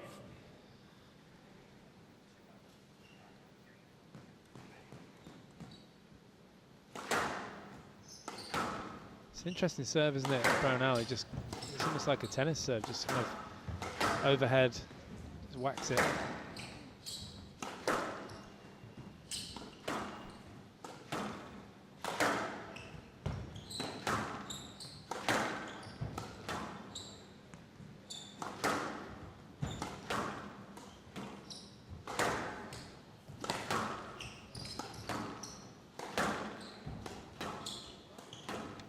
Yeah, that's lovely. Lovely, tidy work from Brownell, wasn't it? Yeah.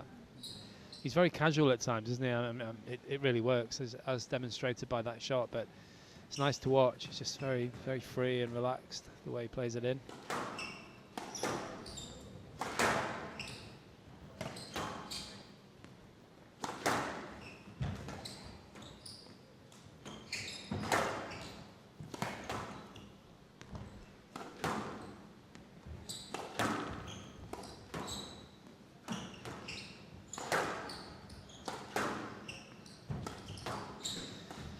Brownell doing a really good job of getting the ball in deep behind Lake, isn't he? He's causing the elder lefty to just have to flick it out time and time again, not really getting much on the ball. Yeah, and in that back right corner as well, deep behind him in the backhand. It's good tactic. 1-4.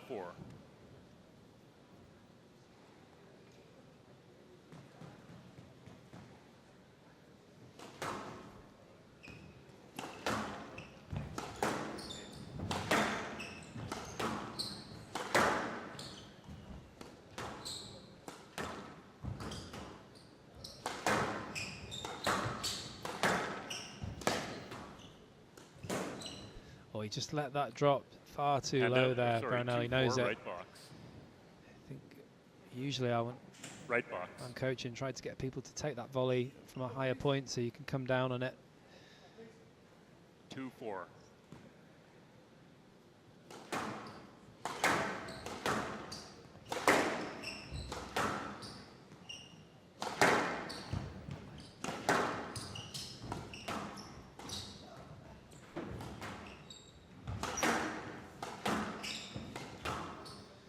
What's your gut feeling, Nicole? I didn't throw you under the bus and ask you for a prediction in the knock-up, but I'm going to ask you for one now. Now we're in the nitty-gritty of this match.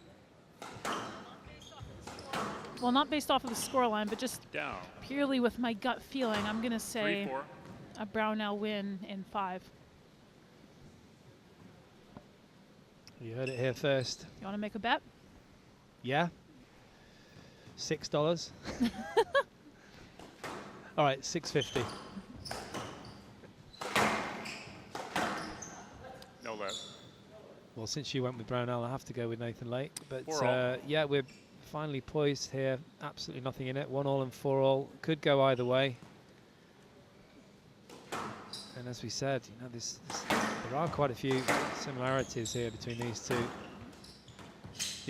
One of the big differences is the experience that Nathan Lake has. You know, he's been in 20 PSA World Squash Finals, and he's converted 9 of them. It's pretty good going from the Englishman. 5-4. Yeah, certainly, and he's had a couple of good performances so far in 2025.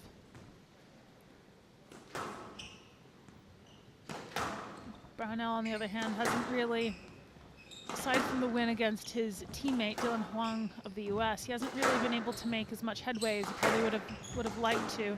Got a win over Rooney, didn't he? A few tournaments back. Brownell in the net suite, then losing out to Macon. Rooney, though, struggling with injury a little bit in the last few months.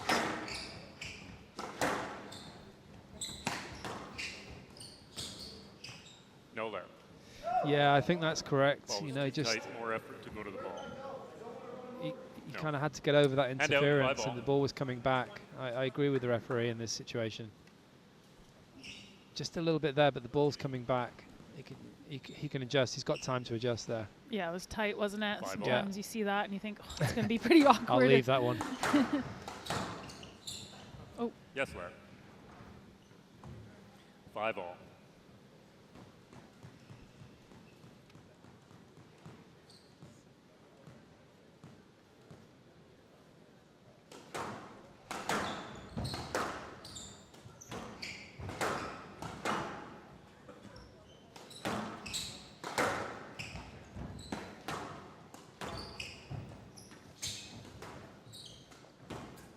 That is beautiful. That is beautiful touch from 6-5. high up on that forehand side. Deserved to come on, and a fist pump here from Nathan Lake. Beautiful touch, almost like a badminton shot.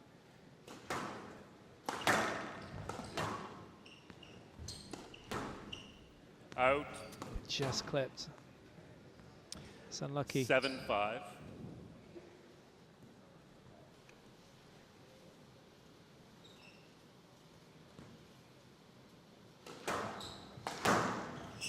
Yes, Larry.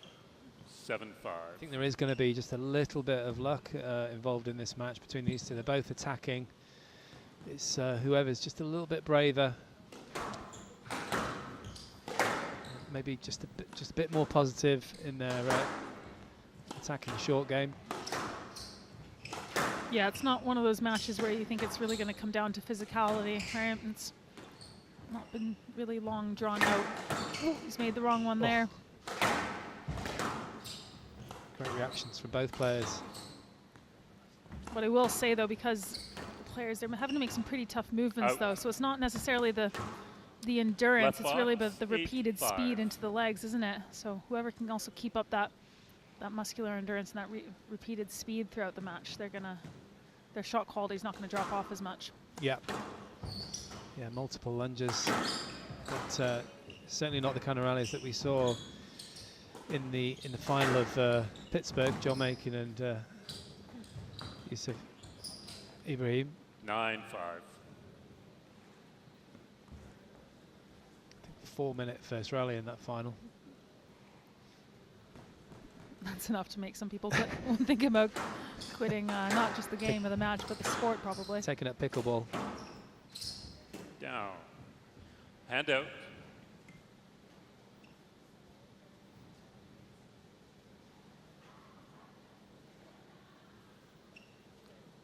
6-9.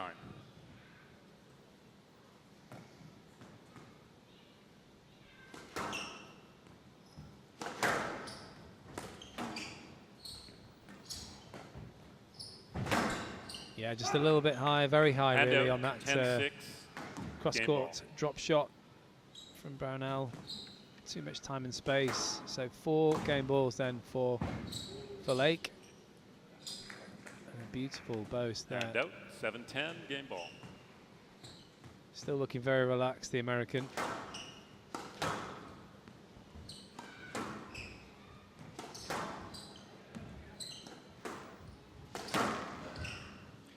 No let. Yeah, he's got to be 11-7, so Lake. careful Lake there, leads Timmy 2 Brownell. games to He's 1. just not making the effort to go through and play those shots. It's a no-let all day long, Nicole. Yeah, I completely agree with you. That was minimal interference, room to go ahead and play. So Nathan Lake taking that third game, 11-7 in 10 minutes. He leads by 2 games to 1.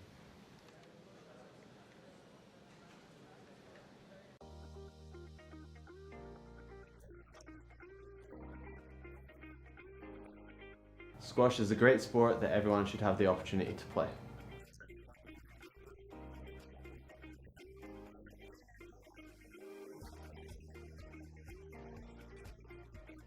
So for a price of a pack of balls, members not only support a great cause, but also get a number of amazing benefits such as early ticket access to some of the most prestigious events on the PSA World Tour, discounted Squash Girls membership, and exclusive access to members' events with players and legends. Sign up now at psafoundation.com/membership.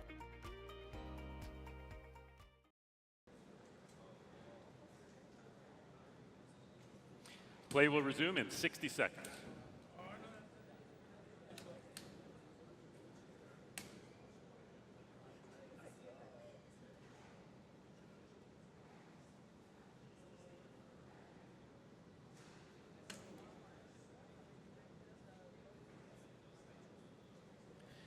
Play will resume in 30 seconds.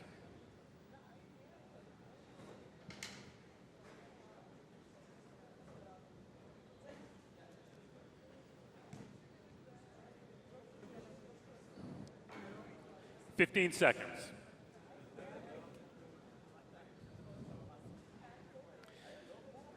Mr. Lake has requested a new ball. The players will take a moment to warm it up.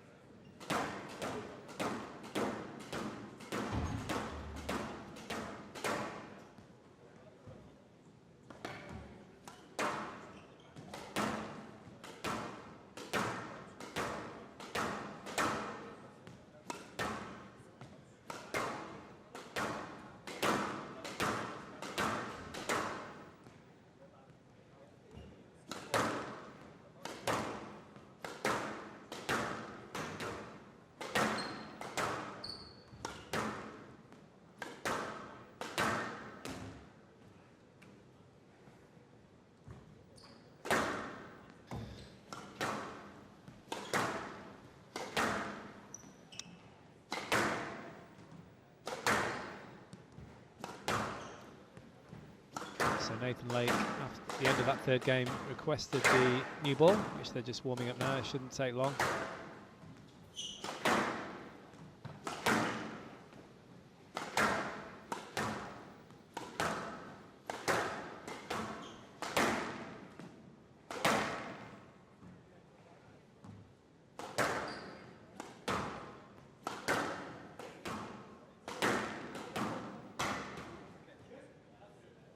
All good. Lake leads 2 games to 1. Lake to serve. Love all.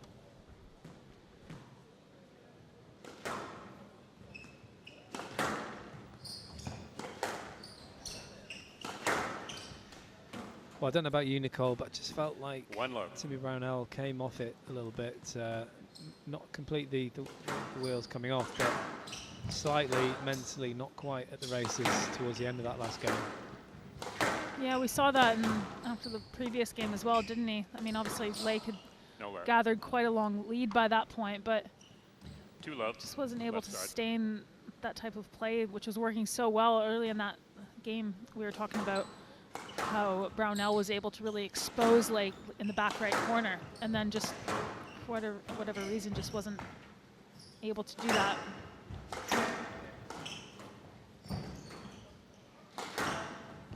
Good response from Lake, though, to be honest, Oh, to be able to definitely. take that away. Yeah, I mean, Recognize that early on. it's quite similar to a lot of his performances, and in an England shirt, he can be so robust as he gets his teeth stuck into a match. Left box, 2 love. Well, now we're starting to see some of that frustration come in from Timmy. Still a bit of a smile, although I think it might be slowly turning into a grimace, Parky. Yep. Yeah, he's got to be careful with those kind of comments, really, to the referee. Referee, yeah, that's let it dangerous go. territory. Yeah, referee, let it go.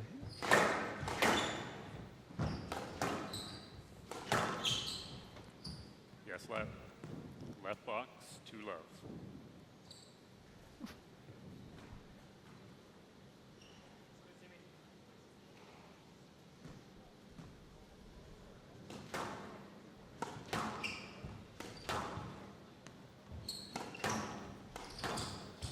Stroke to Brownell. Hand out, 1-2. Mr. Brownell, thank you.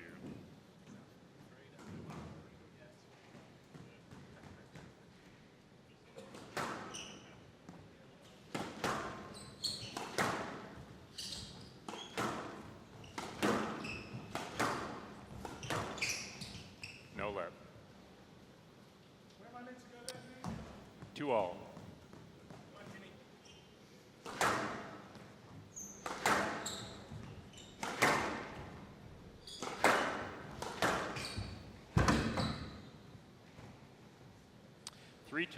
Well, there's the back right corner again, Parky. Good line from Brownell.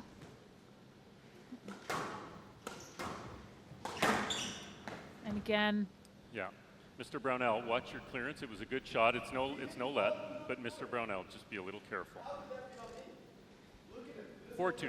Play on, please. Well, Parky, Right what's your box, opinion on that one? It's a loose width from Nathan Lake, telling you isn't what it? I'm noticing. Thank you. And Brownell's hit a strong line there. He's not clipped the sidewall, which is crucial. I mean, I don't think he's done much wrong there. No, I agree. He was just taking he took his shot and then moved back to the tee Yeah, area. he didn't even take excessive space. No. Right? I think No. you have to have a word with yourself with the width that you've hit if you've left the ball there against anyone. Yeah, both these players, as I said, I think are very fair players. Just it is a little surprising that they've caused a bit of traffic between each other, but we've gone through those reasons, and yeah, there was a loose shot from Lake. No left. No. And again, just a bit of frustration shot. coming in. 5-2 left box. Good response from the American, and the 5 games prediction is looking good at the moment. Down. Hand out, 3-5. Yeah, and it just has to be noted as well that all this traffic's happening when the ball's just been mid-court, isn't it, right? It's not happening when the ball's going all the way to the back. It's when there's these sorts of exchanges where they're looking to take the ball early. Yeah, absolutely, but they're losing at times, losing a bit of tightness, aren't they, and accuracy into the back. There's been some really nice stuff, don't get me wrong, but a little bit of loose stuff here as well. And as we keep alluding to, the court seems like it's a little bit challenging. No let. Yeah, there's a lot of no lets going in here. Hand out, no let. Hand out, 6-4. No, there was interference. You accepted it and played through the interference. Hand out, 6-4. Yeah, there's quite severe in terms of the no lets.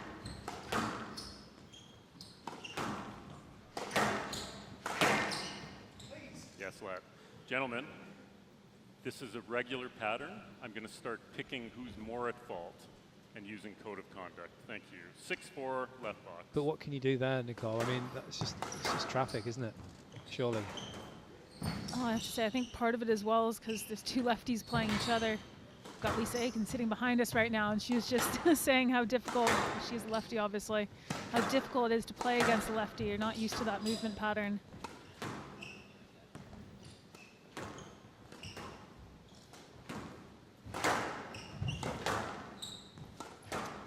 not many lefties in the top 20, top 30 on the men's side, are there? Yusuf Ibrahim, who's also at this tournament. Khandra. Yeah, very true. Yeah, I don't think these two are going to be going out for a beer together tonight.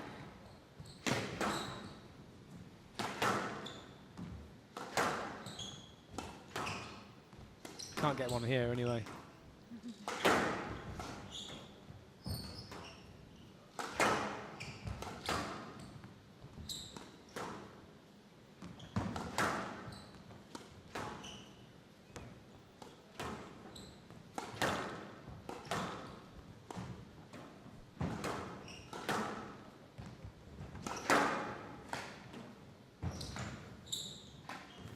Oh, he's just clipped the floor, and that was his undoing, really. Brownell, the ball clipped the floor, and the ball went too high. Look at the time that Lake's got. You could see he knew it there, Nathan Lake. He was going to play a winner. Mr. Brownell has a blood injury. He'll take 5 minutes to have that fixed upon the start of treatment. Well, obviously, blood injury just on the hand there. Must have slid into a shot and grazed his hand. So we're going to have a few minutes for Timmy Brownell to sort that out.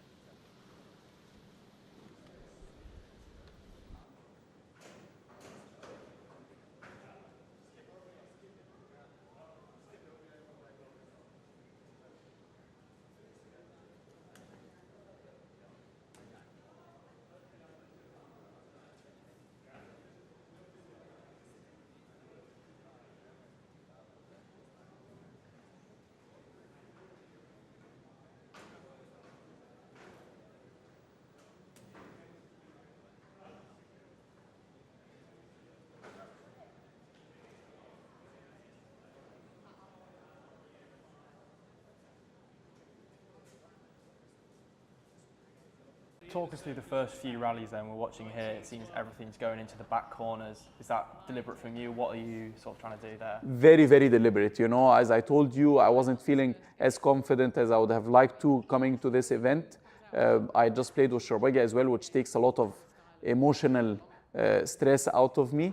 And I wanted to start this game well because for a few times now I've been playing with Diego. He would get up to a good lead in the first. He was ahead of me in taking the initiative, and that was very dangerous. Again, here, you know, a tentative drop shot because I'm not one love up. I'm a little nervous, but I think the intent and the idea is good. I look at some of those rallies now, and I'm not sure how we stood. Oh wow! Oh, did I get that? Oh, it's 10-8 game ball. Yeah, I watched that. I was so happy and so relieved to see this one going to the 10. I might have retrieved the ball, but even then I would have been under a lot of pressure. And I knew that would make a big confidence, change of momentum, I guess, into confidence. Because he was obviously flying in confidence, being 10-7 up. And then I hit a good straight drop, I think, from the backhand volley. And then this rally was quite long, and I had to retrieve a lot of balls back. And the fact that he lost it and hit the 10, I thought, okay, this is my time now. This is the monstrous rally that I think finished both of us. Like, I think had I lost it, even though I would have been still 8-5 up, momentum-wise, it would have made a big difference. But the fact that he hit the 10 at the end felt so relieving. And then here, my quad was gone. The left quad was completely gone. And you would see in the way I'm walking that I'm not bending it as much as I usually do. But again, I tried to hide it, and thankfully he didn't. I hope that he didn't notice it. What's the feeling when that finally hits the tin and you know it's over? It's so relieving. It's not even excitement or ecstasy anymore. It's not like you want to really go all out with a big scream. It's like, finally, this is over, and you know, right away, I've been through something special here. It's something I'm going to remember for the rest of my life.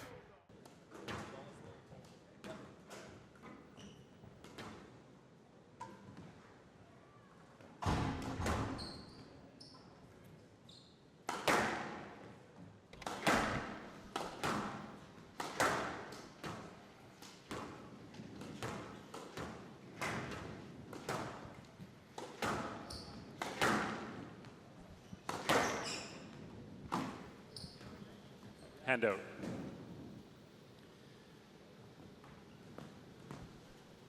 5-6.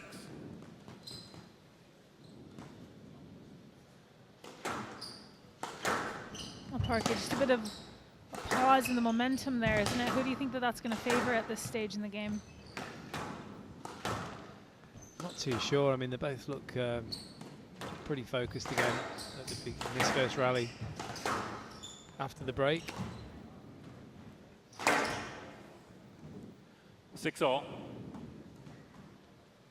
Probably a little bit distracting for Nathan Lake as well, just hanging around there, but everything to play for in this fourth game here. Still a bit of interference. It's the most interference I've seen with a Brownell match in particular.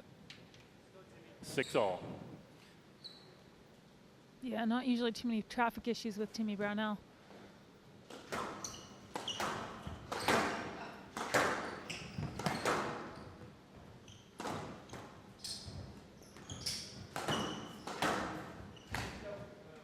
Thank you.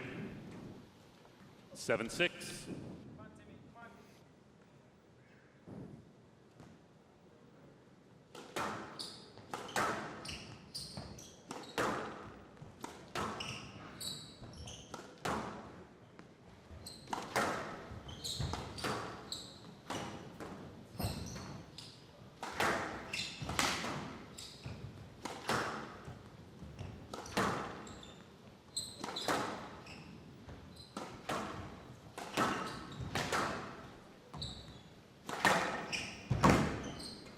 Nice, good gap.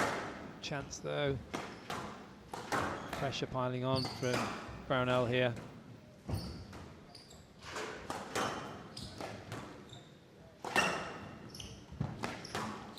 Yeah, these are Good big defense. movements Yeah. out there for Lake. They are, but he is defending well here, I have to say. Oh, Down. no, he should have gone straight drop or a lob Left maybe. side. Sometimes just the wrong shot selection from Brownell. 8-6. Yeah, just couldn't quite get enough on that one.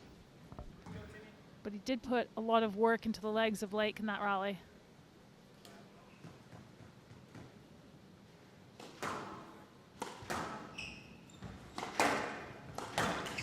Stroke to Lake. 9-6.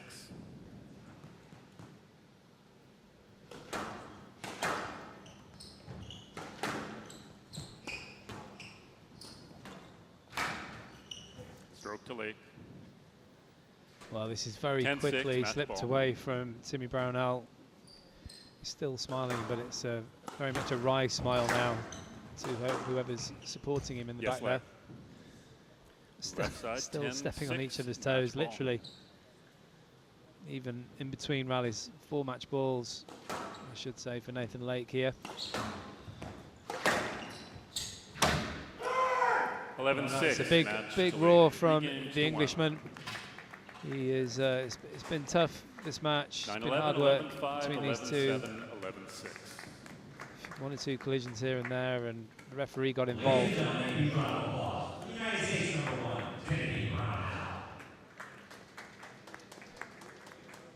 Well, we're just going to have a few words with Bill Buckingham. To the second round, here in Houston, from England, Nathan Lake. Nathan, I could tell by your emotion that was a big win for you. You've played some great squash this season, haven't gotten the results you've wanted, but you got it here over the U.S. #1, and you're on to the second round here in Houston.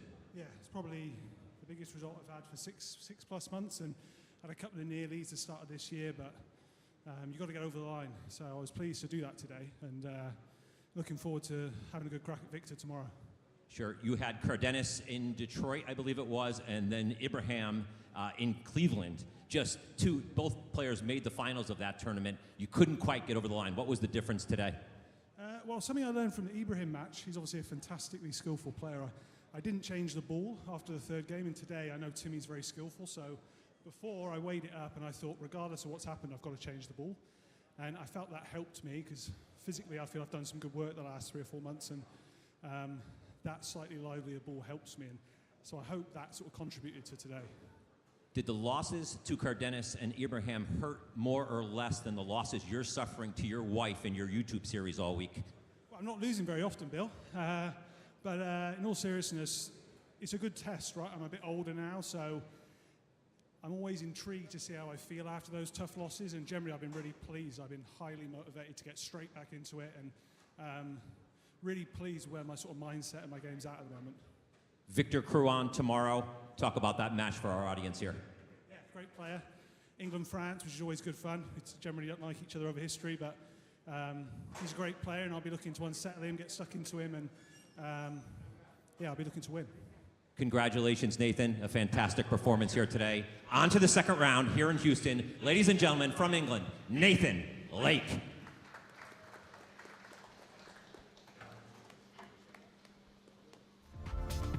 Well, we thought that match could have gone the distance, and it very nearly did. Very well managed by Nathan Lake in that fourth game. Did better, the better of the two to stay composed. There was a lot of contact throughout that match, but one game where we didn't see too many interactions with the referee, but it was Lake that ended up just finding the better spots on the court, weathered the storm a little bit better, and ultimately was the more consistent of the two. And he safely booked his place into the next round here in Houston. Well, there you have the result. Nathan Lake coming through 9-11, 11-5, 11-7, 11-6, 3-1 in just under the hour mark. Congratulations to him.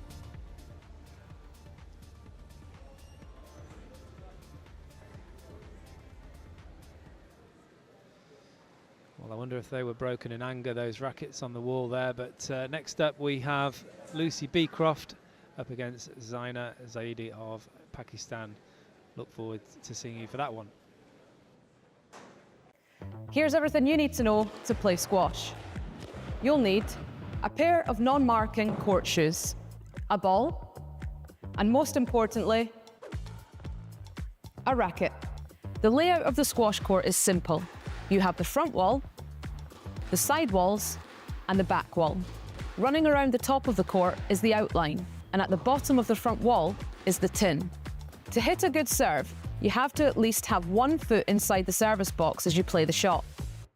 The ball must hit the front wall above the service line and land in the opposite back quarter of the court. After the serve, players take turns hitting the ball. The ball can hit the side and or back walls before hitting the front wall. This is called a both. A player scores a point when their opponent fails to return the ball before it bounces twice or hits the out of bounds. That means either on or above the outlines or on or below the tin. Games are played to 11 and matches are usually best of 5 games. To win a game, you must win by at least 2 clear points. A let can be given when a player thinks they could have reached the ball if not for the interference, when unsure if the ball was good or if there's an accidental collision, or if a player is worried there's a chance they may hit the opponent with the ball. A stroke is awarded if a player obstructs their opponent's direct path to the ball, if a player doesn't make sufficient effort to clear the way after their shot, or a player is blocked from playing a winning shot. Finally, here's 3 top tips to help you elevate your game. First of all, get back to this area called the tee after every shot. The second is to get the ball running along the side wall.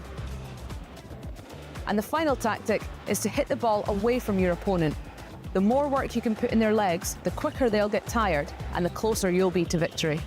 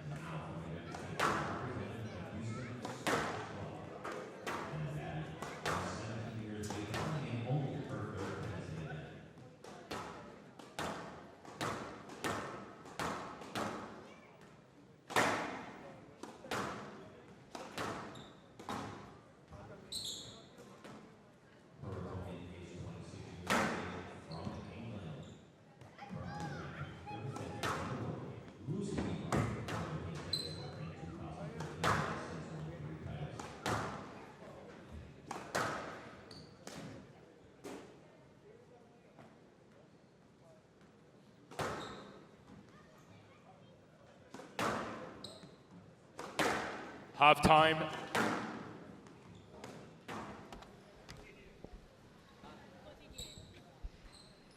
Welcome to the Cotidie Texas Squash Open 2025. We're into match 3 here in day 1.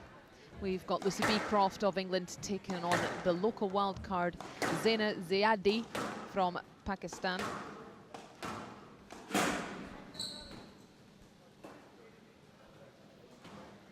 I'm Lisa Aitken, and joining me is Nicole Bunyan. Good afternoon, Nicole. Good afternoon, Lisa. Well, it's always interesting when we get to see some fresh, young talent on the PSA Squash Tour. Just a raw 17 years of age, taller than likely most of the contenders here at this tournament at 5'7". Very early days in her professional squash career. This is her first ever match. Fantastic opportunity for her on this glass court against a very, very high caliber player in the form of Lucy Beecroft. Yeah, there'll surely be a few nerves from the younger player on court. She is up against it, isn't she? She certainly is. Lucy Beecroft is quite the talent. I was about to say 35 years of age, but that's me. She is 28. Ranked 35 in the world, has been up there in the echelons of the top 20 in the world. 3 titles from 8 finals, living in New York, coached by Peter Nicol. Also doing some great psychology work with Paul Price in Australia. I can imagine you've had a fair few hitting training sessions, Nicole, being fellow New Yorkians. Yeah, it's a weekly or a bi-weekly session with Lucy. No shortage of 10 a.m. practice matches for us. Well, it's late in the morning. Ladies, we have a clash of color between both of you. I was thinking that, Nicole. So they're both wearing black. Whoever input the color later or didn't input the color on the website has to change. So for the viewers back home, the players have to wear contrasting shirt or dress colors when they play each other, so it's easy to identify who's who, coinciding with the score graphic at the bottom of your screen. And how it works is you can log on to an online portal and choose, and it's a first come first serve basis for the players to pick which color they would like to wear, and once it's set, their opponent has to pick an alternative contrasting color. Yeah, and seeing as this is Zaida's first PSA match, she probably is not quite aware of those rules. In 30 seconds. To make matters worse for her, she's going to be really excited to wear that black dress, isn't she? So unfortunately, being the lower ranked player, she's going to be forced to change. We actually, I remember we saw this at the Oracle NetSuite Open in the fall, the wild card.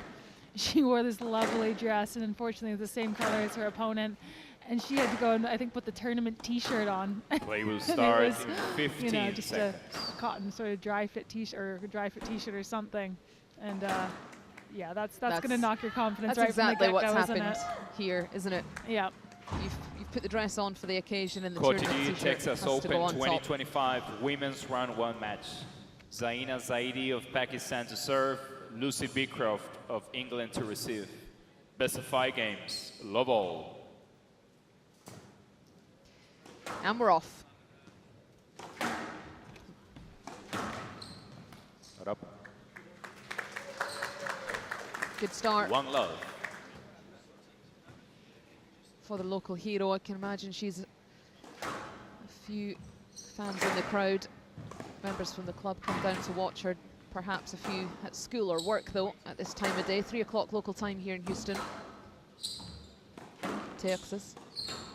Yeah, she'll have had to take a day off of school to, or maybe just a And couple out, classes off of 1-0. school to come here and play this.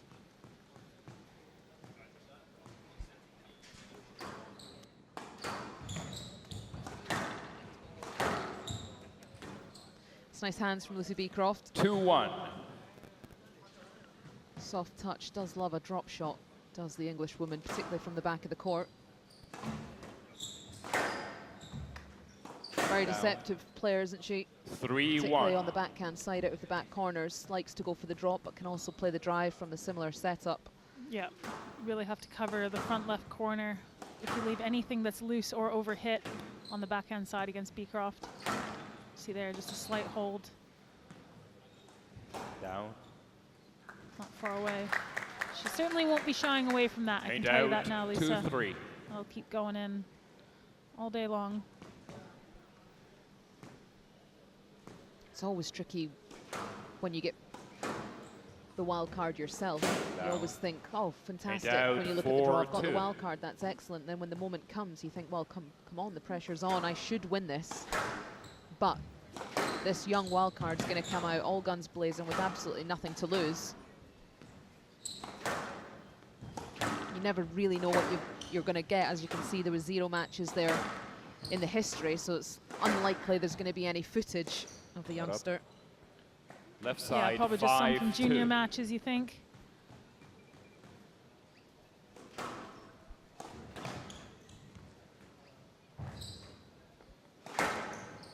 Good opportunity, though, for Zaidi to play on this glass court in a big occasion. Point out, 3-5.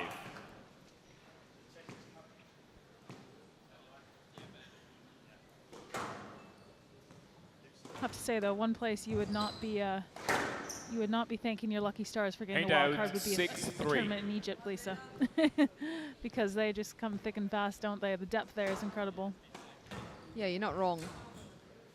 When you say who knows what you're going to get with a wild card, you do know you're going to get some incredible talent, likely with a lot of skill and pace and stamina to match in Egypt. The next future world #1, perhaps. So good bit of breathing space on the scoreboard now for Lucy Beecroft as she's pulling away in this first game. Yeah, we've been saying it's turning into a broken record now, but I think this court, if you've got any technical deficiencies, if you're not a strong mover, it's really going to expose those. It's pretty dead. You're watching live in person there, and you noticed how dead the front wall was. 9-3. So if you're constantly getting stuck behind your opponent like Zaidi is here, it's going to be tough goings.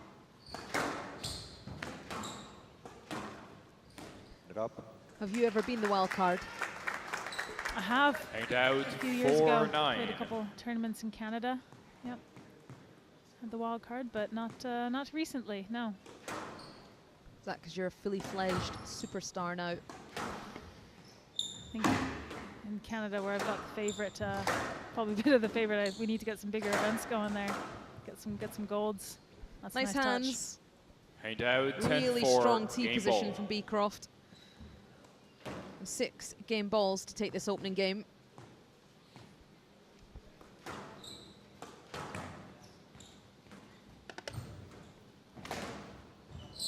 Stroke to Zaidi. Well, just a little bit of hairdressing. And out 5-10. Game during ball. the rally there, and 1 game ball saved.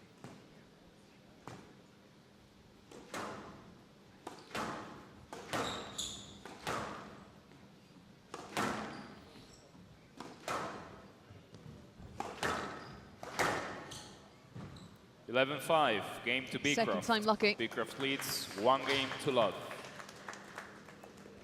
Very controlled opening game for the English woman. Really enjoying the tee position. She's pushing right up the court, trying to take everything as early as she can. 5 minutes in duration. Lucy Beecroft from England takes the opening game 11-5.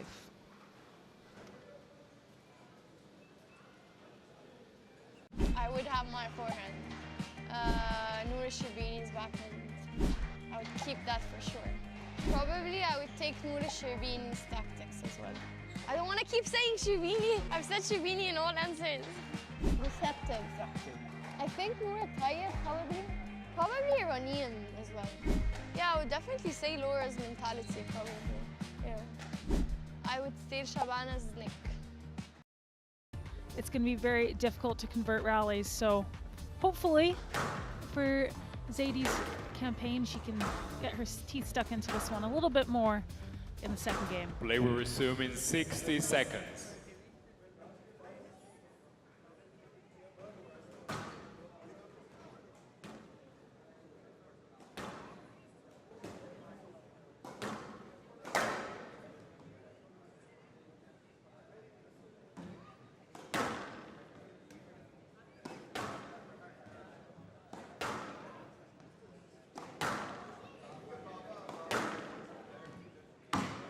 Play will resume in 30 seconds.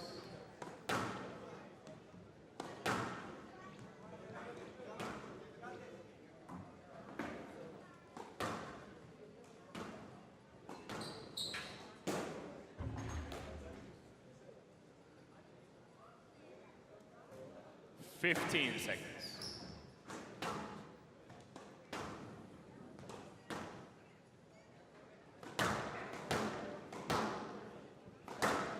Beecroft leads 1 game to love. Love all.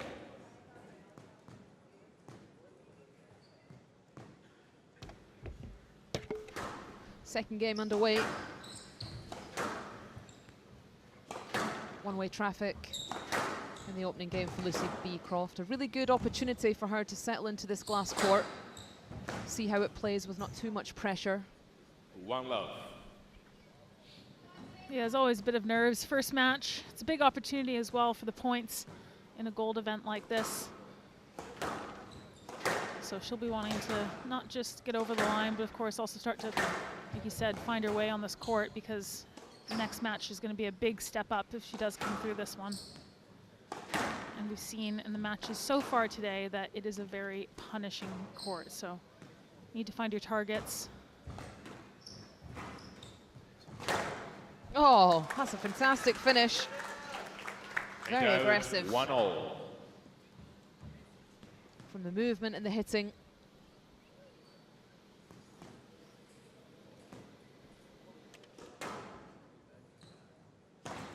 Down. 2-1. Well, hopefully she can free up a little bit here, the 17-year-old. Just relax and enjoy the experience. Try and see how much she can get out of herself in this match.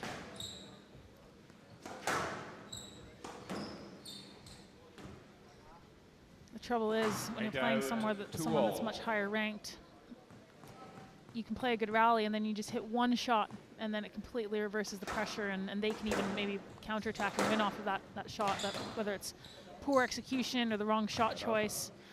So it's not as much about the scoreline here for Zaidi, is it? It's just more about how well she constructs her rallies. Every time she gets in front of Beecroft, that's going to be a little win for her.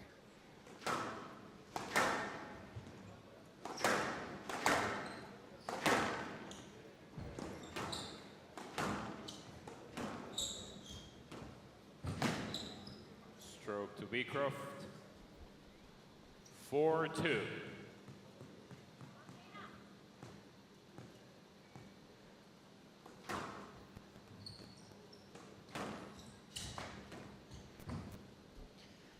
Yeah, she's certainly taken her opportunities when she's in front to just tidy up with a soft drop shot. She's really relaxed. You can feel it in the arm, in the hand. The ball really staying short with a lovely, lovely touch from Beecroft. Hit out 3-5. Good post.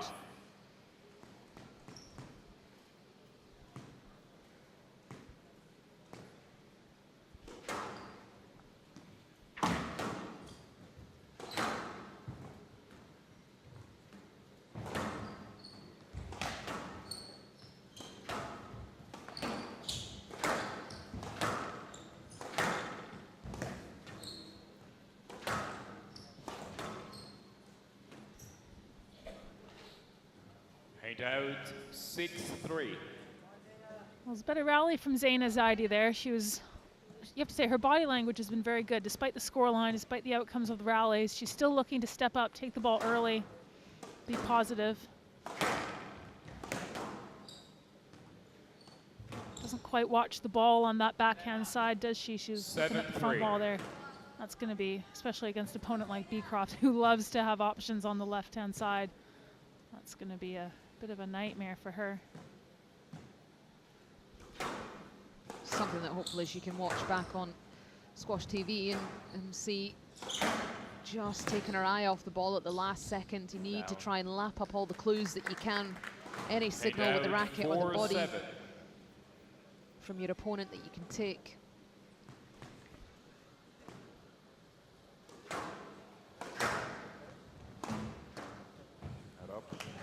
Likes that boast, that's for sure. 5-7. Yeah, this court does take a good boast, Lisa. We saw it in the men's match prior to this one. just drags your opponent up, and it's so difficult. That last movement looks kind of heavy if you don't quite see it. So losing control of the racket head there on that one from Zaidi. Still, the intent is good.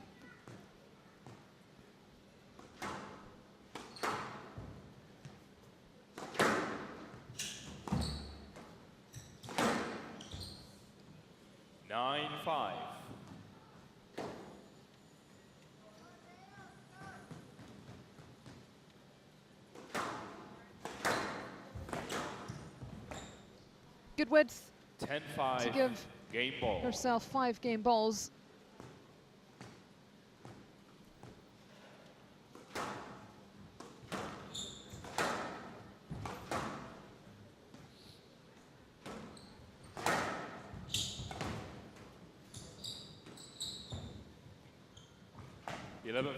Game to Beecroft.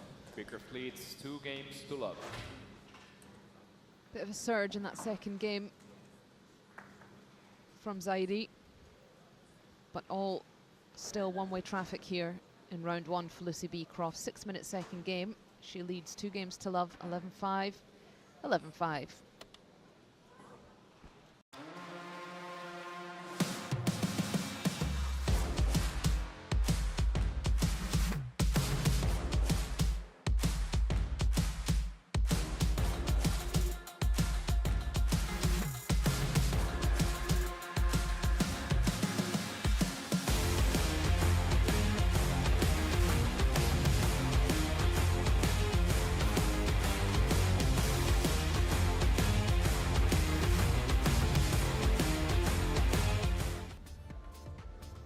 So pretty much in cruise control here for the high-ranked player. It's Lucy Beecroft with the 2-love lead. Play will resume in 60 seconds.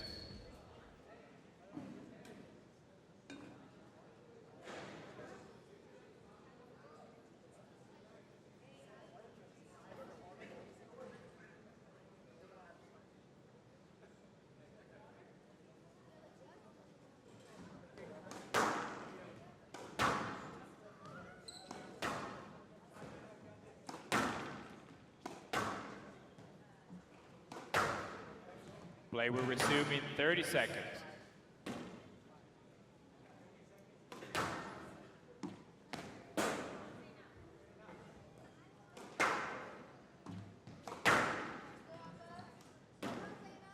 Fifteen seconds.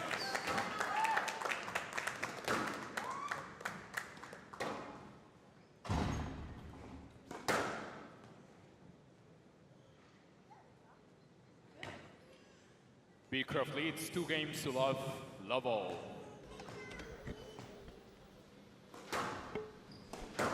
Third game in cruise control for Lucy Beecroft. Out. 1 love.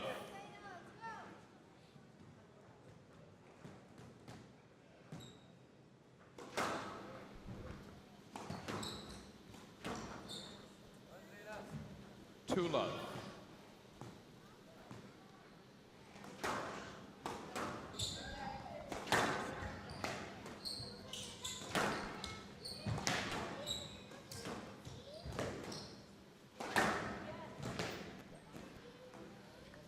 Played the space really well on the court there. And a good start. Salma Hani waiting in the wings for the winner, which I have to say looks to be the English woman. And out 1-3.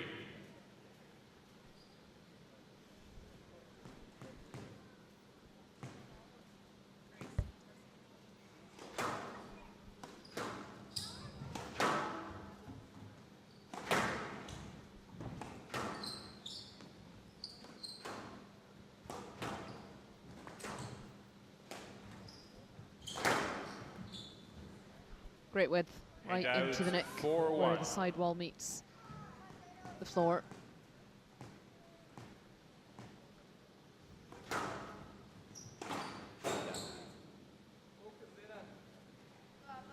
Five, 1.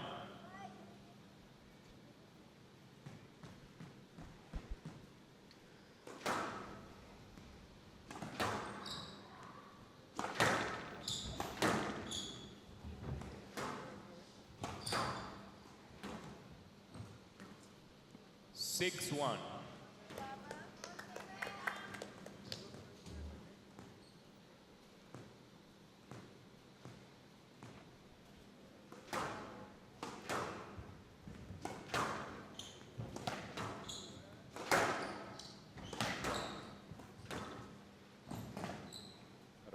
Yeah, just getting exposed, trying to cross court from 7-1. behind, which is very difficult, very risky thing to do, cross courting to an opponent's forehand. That's a nice attack though, isn't it? It doesn't shy away from those ones. 2-7.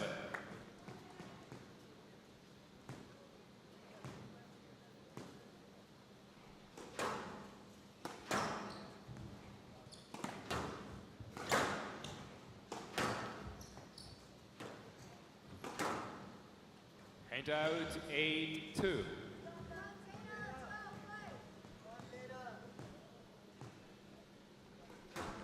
Well, it'll be a completely different kettle of fish tomorrow against Salma Hani, but it's safe to say that Lucy Beecroft's had a decent feel for the court in terms of the front two corners. She's really relaxed, finding her range into the front court. Yeah, I think this court's going to be really good for Beecroft's short game. Thing which we haven't really seen too much of though is how it is going to test her movement tomorrow. Very, very difficult to get under the ball. So 8 match balls for the English woman. Great serve. Zaidi really going for the attacks with the cross-court nicks. Just catching the sidewall there. Beecroft running into the line of the body. Right box. 10-2. Match ball.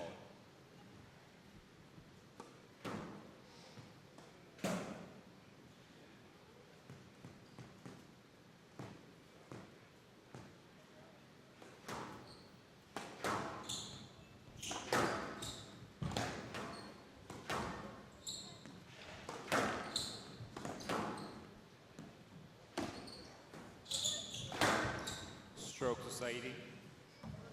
Just pulling the ball into the midcourt. 3-10, match ball. Zaidi ready and waiting, and a match ball saved. Down. 4-10, match ball.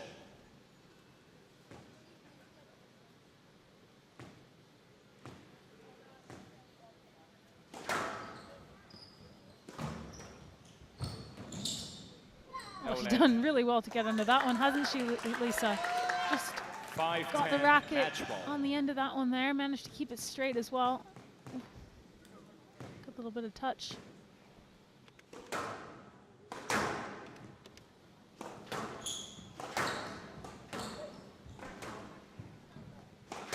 Certainly a change in body language and aggression here. And there's the fist pump as well. 6-10. So a lovely late surge from Zaina Zaidi. I like this attitude. I just wish it had come out at love all. Yeah, it was there the first 2 games, wasn't it? But it's such a big mountain to climb when you're down 2 love. And it's just hard to come up with some answers when you're playing someone like Lucy Beecroft. 11-6, match to Beecroft. Lovely boast. 3 games to love. 11-5. Nice little opener and run around there for Lucy Beecroft. All credit to Zaina. That was a fantastic performance from her. A great opportunity.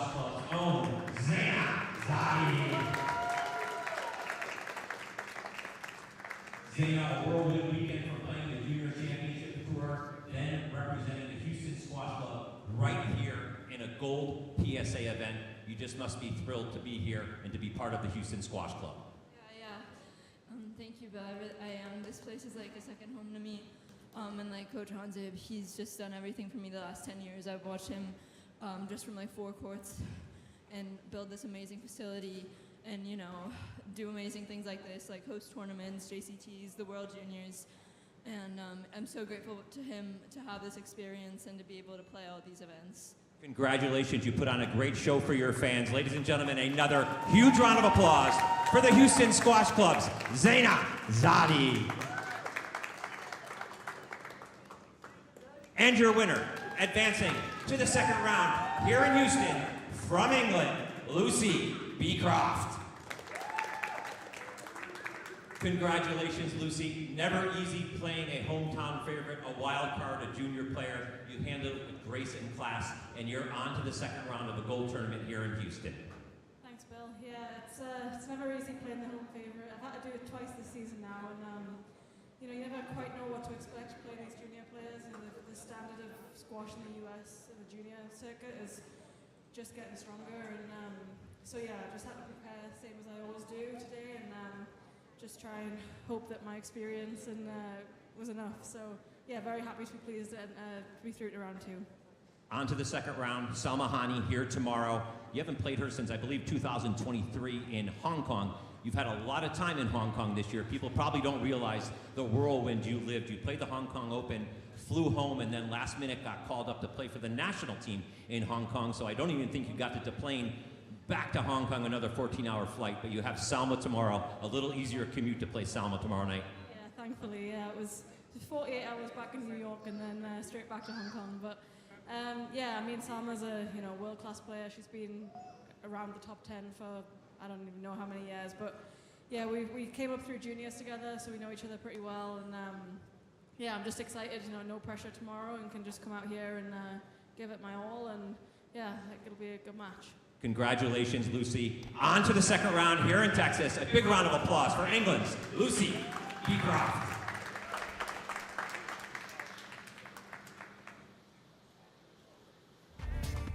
Well, a pretty comfortable run out for Lucy Beecroft.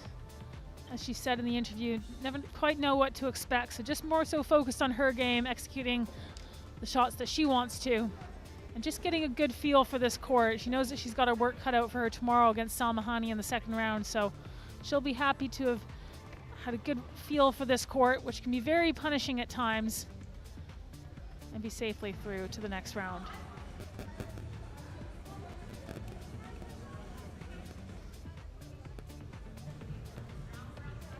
21 minutes, Lucy Beecroft from England takes down Zaidi from Houston, the local hero, 3 games to love, 11-5, 11-5 and 11-6.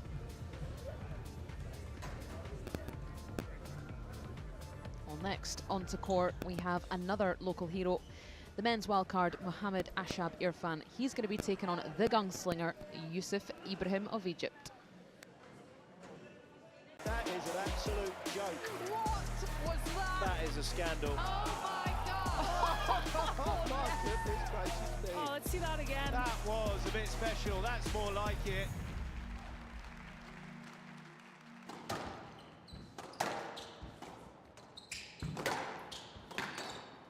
This is frantic.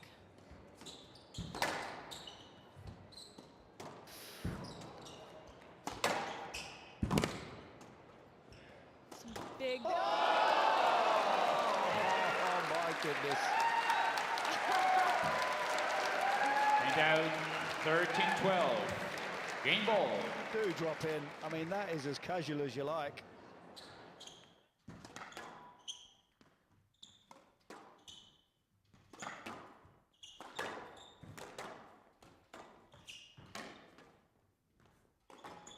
Oh, yes. She got away with that. Well, the show goes on. 13-all.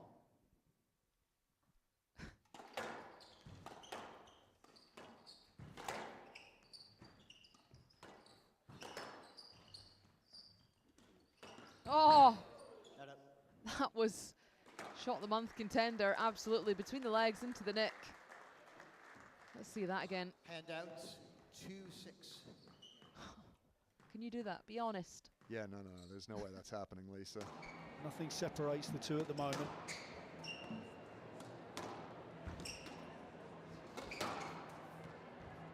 Oh, he's done him on the leisure. I mean, how clever is that?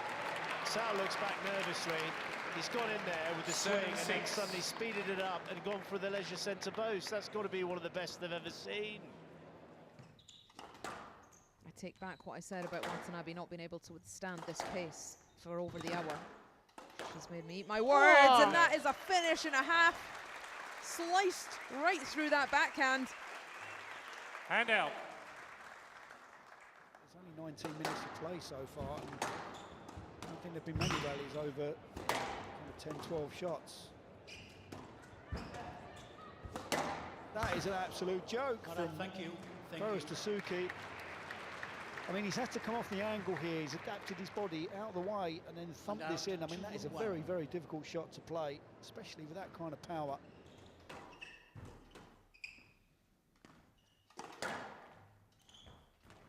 Oh yeah, it's really classy from Oman. Very relaxed, hiding the ball in his body, flicking it cross court. 5-2. Now that is a lob drop combination I want. The way that Watanabe's bossing around the middle of the court here against Gohar is not something you see very often. Oh, goodness gracious me. That is an absolute joke. She's played this backhand volley behind her. I mean, the wrist, the way she gets the racket head behind the ball, and the angle back to the opposite corner. It's very stop-starting because of Watanabe's hold and then dragging Kennedy across, and then Kennedy's using her physicality to pick up another ball and another ball. So Watanabe's having to keep going at what her plan of attack is. I mean, that's just, you know, that's hard coming right from up top there to snap that wrist through. That's a lot of energy being used. So it's. And he wasn't entirely sure, and now he's got the help and the confirmation from his VR. Jin Jel.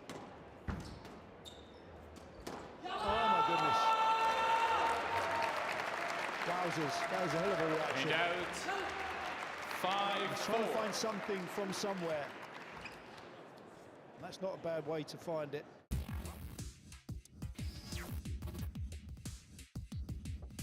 Good morning everyone, I'm Holly Norton and I'm going to take you through some of the key areas of my training and daily nutrition. A nutritious breakfast is essential to kickstart the day. As a professional athlete, I need the right mix of carbs for energy, protein for muscle repair and healthy fats to keep me full longer. So I'll finish breakfast and then we're going to walk over to my Pilates studio. Alright, let's go! Pilates enhances core strength and flexibility, essential for the quick movements and stability required in squash. See you later. Bye. See you later. We'll see what James has got planned. Got a one-on-one session with him. Not only is squash really fun to play, it's one of the healthiest sports on the planet. In a match, you can burn excess of 800 calories an hour. The constant sprinting, lunging, and changing directions helps build cardiovascular endurance and strengthens muscles. Alongside this, it's a fantastic sport for sharpening your mental agility, requiring fast reactions and quick decision making the entire duration of the match. It's annoying, he never trains, but yeah, it's still so good. For dinner, we're going to cook stir fry. We've got some asparagus, green beans, bok choy, broccoli, peppers, mushrooms, onion, and today we're doing tofu. For me, it's just making sure I'm eating healthy 80% of the time. If I want a little bit of chocolate or pizza on the weekend, just do it in moderation. Just off to Tribe for the last session of the day. At Tribe, I do a mixture of strength training and fast-paced cardio exercises. These sessions build overall strength, improve my cardiovascular fitness, and keep my training routine exciting and effective. Thank you for joining me to celebrate National Fitness Day. I hope you've enjoyed my day and I'll see you again soon. Just a little bit, but made it in the door, not a single minute late for work. Professional as ever. Well, it's great to have you here, and I think we're both a little bit in the dark about Mohammed Ashab Irfan, but this will help us be enlightened. 73 in the world, he's been up at 72. Pretty good ranking for a 20-year-old, and he's been on the tour for 4 years now. Already got 3 titles, and we're just looking through. I don't think either of us have seen him play, but he's looks like he's got some good pedigree. He's one of the real up-and-comers, Hamza Khan, last year, and he's also had some other good wins. Beat Tom Walsh. He looks like a pretty good prospect, so it's not going to be all plain sailing for the Pittsburgh finalist, Yusuf Ibrahim. Looks like he's got a pretty solid technique, the Pakistani. As has Yusuf Ibrahim, the lefty, Another lefty today. Lefties everywhere. There's one right next to me. 14 in the world, and he's been up at 11. And of course, if you're a huge squash fan, you'll have been watching the Pittsburgh final on Sunday, where he lost out to Joel Makin. But a very good week for Yusuf Ibrahim, who has been on the World Tour now for a decade, amassing 9 titles from 13 attempts. A huge favourite for this match, of course, but as you saw from the credentials, looks like a pretty talented young player, the Pakistani. Yeah, I'm excited to see what the youngsters got, as we were talking about in the previous match, Parky, with the women's draw wildcard taking on Lucy Beecroft. It's just a fantastic opportunity, really, to have a go on a glass court, SQUASHTV, have the ability to watch it back, and of course, really test yourself against one of the best in the world. She did okay, didn't she? She against Beecroft, very experienced player. Let's see what Irfan can do. Mohammad Ashab Irfan of Pakistan to serve, Yusuf Ibrahim of Egypt to receive. Best of 5 games. Love all. Yeah, plenty of supporters in for Mohammad Ashab Irfan.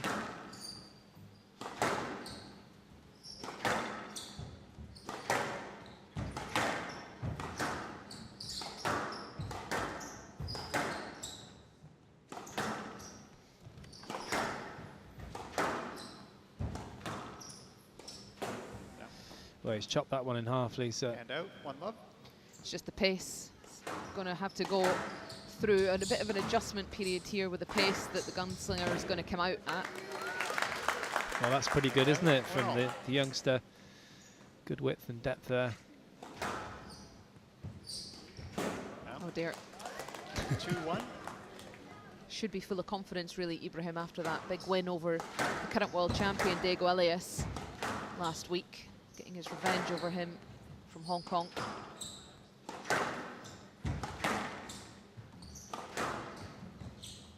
And then going down again this for the second time this year against Joel Makin. He's got his brother here. Did you see that final against Makin? Yeah. There was some unbelievable long rallies, weren't there, in the early exchanges. 75 minutes. Wasn't as long as their previous match, which was 89. Yeah, in TOC. But Joel Makin was at breakfast with Joel Makin this morning. He was saying that he felt like it was a better match in Pittsburgh, but I guess it was better for him. Being a little bit more comfortable, I guess, on paper.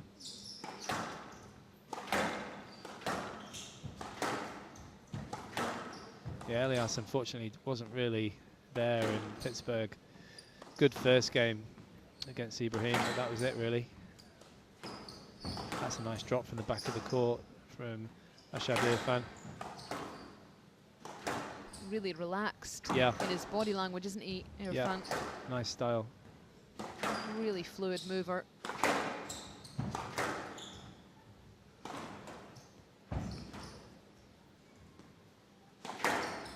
I was just thinking it's going to probably take the full duration of the first game to get used to the technique and the hitting style and the deception that comes naturally in every single shot from Ibrahim. He's going to have to really use his eyes, watch, tune into every clue that he can get from Ibrahim about what's coming. You can just see for the most part here anyway, he's stuck behind the Egyptian. Yeah, he's a fascinating player to watch, is Ibrahim. So much talent.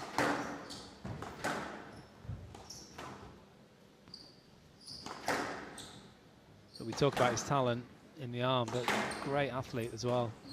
Yeah, he's suffered a fair few injuries, knee problems in the past, but you can just see it in his muscle definition. He's in really good shape.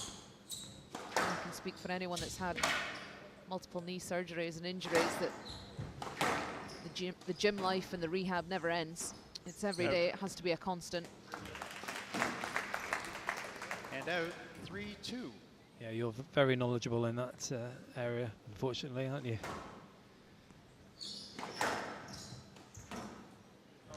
It's a nice shot, nice finish, very clinical there from Ashab Irfan.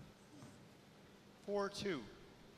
Certainly being the more proactive at this opening initial phase of the match.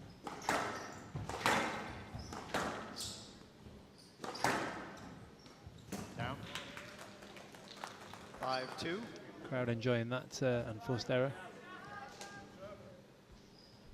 It's a little bit careless that from Ibrahim, but he's one of those players that he's quite happy to make a couple of errors here and there. He expects his win account to be much, much higher, which it usually is. But what a start for the youngster. So the microphone's cutting in and out. 6-2. Sometimes after a big event like Ibrahim's had, you know, and then a day of travelling, yes, lad. Could just be a little bit weary, and up against someone that he's not played before as well. A few factors, quite a dead court.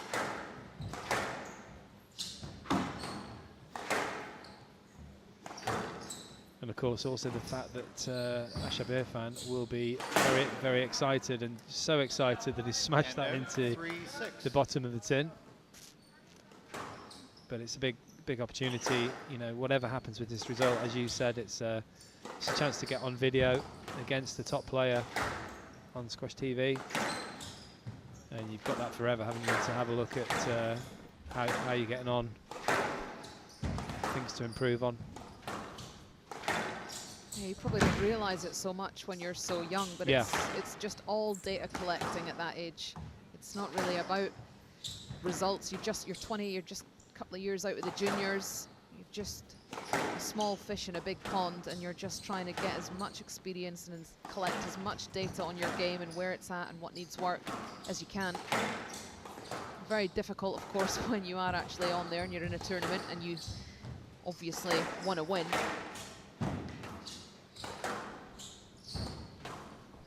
One thing I would probably regret in my career is not taking the game or myself too seriously at that young age, just out of juniors, and understanding it's more about a period of being an apprentice. Yeah, absolutely. And out 7-3. Yeah, and the way you put it there about collecting data and put it very eloquently. I wish I'd have done that a little bit more myself, but I think maybe I just did it, you know, without thinking about it, I guess. But it was a long, long time ago when I was 20 years old. Certainly didn't have Squash TV. 8-3. Well, this is fantastic. Certainly for the home crowd here in full support. Yes, lad. Just looking a bit sluggish, isn't he, Ibrahim? He is. He's got a great chance here, the young Pakistani, of collecting this first game. He's odds-on favourite, really, at this point. Oh, it's lovely. Very, very smooth there from Ibrahim.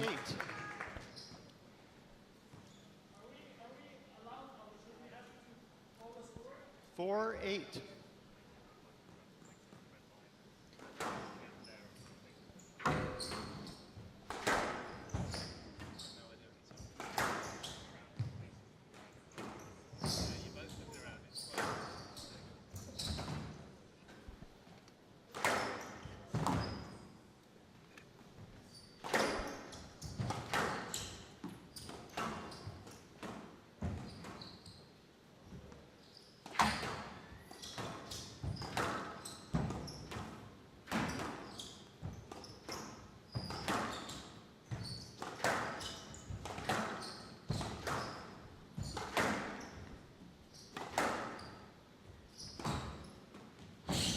Oh, that's lovely. Nick Boast. Yeah, it was always going in there, wasn't it? Not quite as dead as Mazen Hesham gets the ball, but didn't really matter. Won the point. Well, a really big test here at this moment for Irfan, with the perkiness now of Ibrahim. 5-8. The urgency in his hitting. Trying to catch up on the scoreboard. Yeah, he's just he's just sensing, he's just feeling that he's getting a bit of momentum here, isn't he, Ibrahim?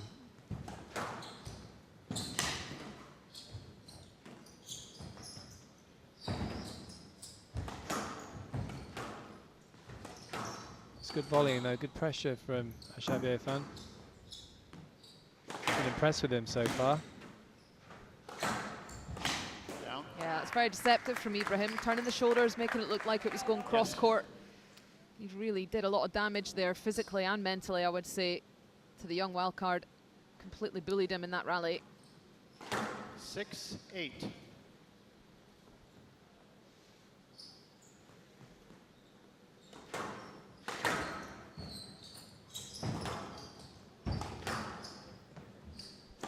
Starting to look a bit ragged here, the wild card, as Ibrahim tidies up his squash.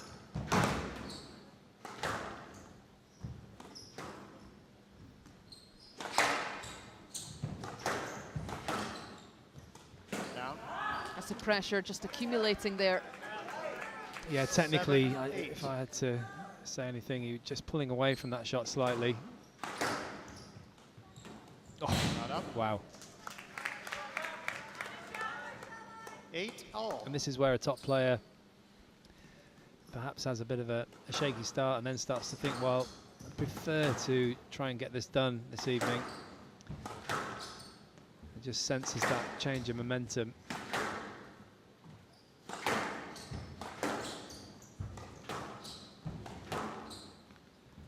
He's actually getting warmed up quite nicely now, isn't he, Ibrahim?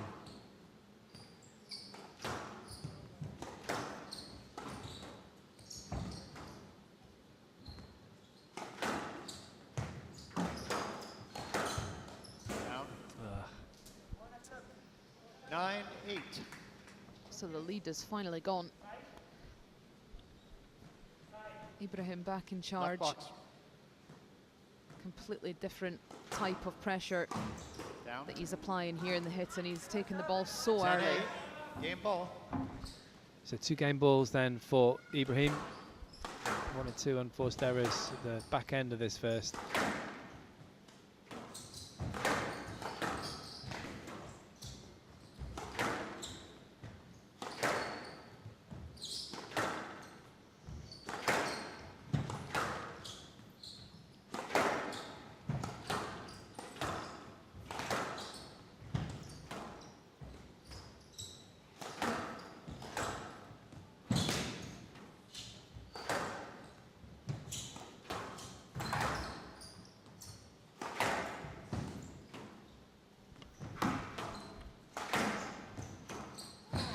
Not up.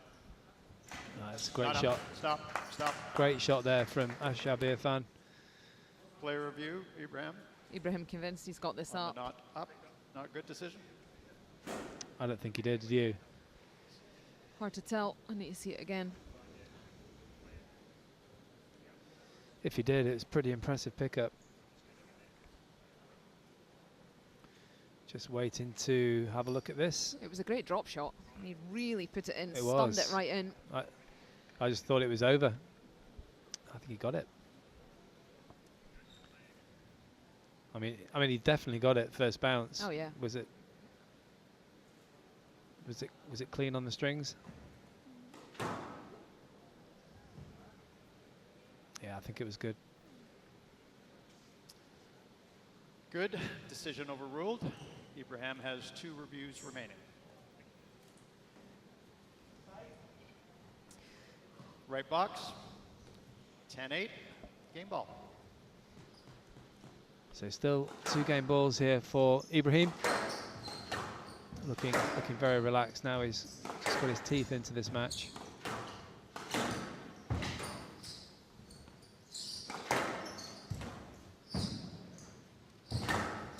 Oh, this is a big chance. What's he going to do here, the youngster? Oh, that was not far away. I'll tell you who was far away. It was Ashab Irfan. And out. If that had gone up, he had absolutely no chance. It's nice drop shot. He put on a lot of pressure by that position on the tee there, didn't he? Breathing down his neck. Certainly did. Oh, that's a wicked post. That's a gut-wrenching post, but he's got it. I'm pretty impressed with this young Pakistani. I've not seen him before or even heard of him, but 73 in the world. And there's the fist pump, and the local fans here really appreciating the work from Ashab Irfan. Player must win by 2 points. Court service, please. Yeah, just a few sweat droplets on the court. Yusuf Ibrahim is famously quite profusely big sweater.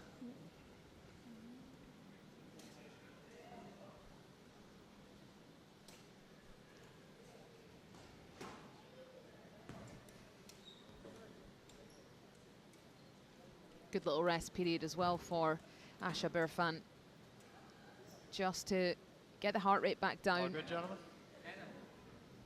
Thank you.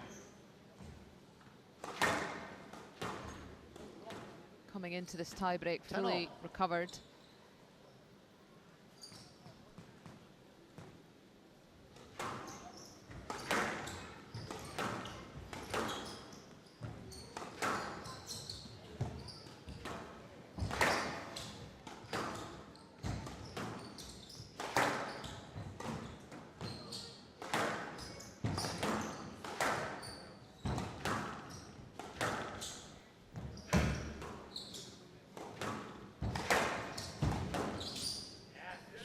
Has to be a stroke. Ibrahim 100%. flipping the side wall, pulling the ball out into the mid-court, trying to take it as early as he could. Yeah, this is impressive from Ashab Irfan. A game ball then for him in this tie-break. Oh, he just snatched at it. It was potentially the right shot there. Completely broke his wrist. Yeah, he did.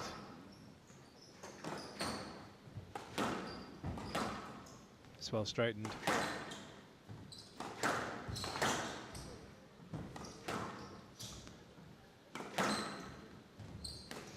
We talk about SQUASHTV, of course, and another advantage really for the young players is that they've seen so many tapes, they've seen so many videos of the top players. Well, you know what I mean. VCRs. No, Betamax actually. But yeah, and the top players don't get that opportunity so much. They don't need to watch so many videos of the younger players up and coming. But after this performance, whatever happens, I think players will be taking note of this youngster. Oh dear! Yeah, well played. Even just for this first game, you know, going so close in this tie-break. Still anyone's game, this. Really relaxed off those last 2 shots, Ibrahim.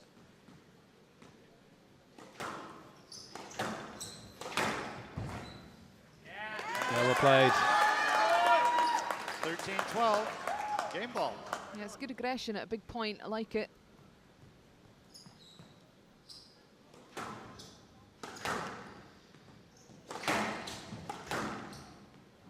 You know, thinking back to my career, I've had some really good tournaments and then very short rest sometimes and a bit of travelling. It can be really tough in the early rounds of the next event.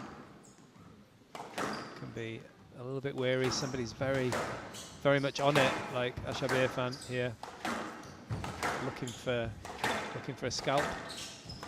Yusuf Ibrahim just trying to take the ball as early as he can, but not really getting the ball past the mid-court. Stopping right in the service box every time. That's a stroke. What a first game that for the wild card Ashab Irfan. 14-12, game to Pakistan. Leads 1 game to love. Very impressive. The world number 73. The 20-year-old taking the first game in a tie-break, 14-12 in 18 minutes. He leads by 1 game to love. I would actually take Noor's. I've always told her that I love her forehand. I would take either Gawad's or Jonathan Powers. I would keep mine if I'm being honest. It is the only thing that I take pride in, so I would keep it. It's going to be an odd one, but I'll take Faris's. I don't know, he doesn't look like he picks a lot of balls back, but when he sees the ball, he pounces on it, and it's very explosive. Peter Nicol probably. I would go for Shabana actually, and I can't believe I didn't pick Shabana for the forehand side as well. His forehand was lethal. Rami, hands down. Fitness, Paul. A very attacking, a very aggressive tie break. Yusuf Ibrahim just not really hitting any kind of quality into the back at all. It's all really bouncing right into the mid area. He's trying to take it early, but it's not really doing anything. Play will resume in 60 seconds.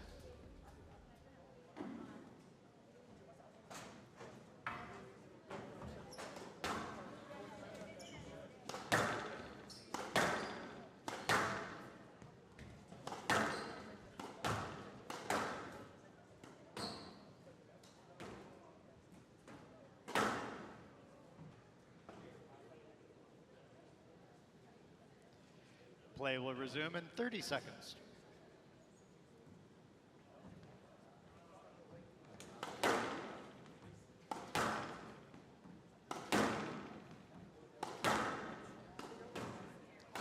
Fifteen seconds.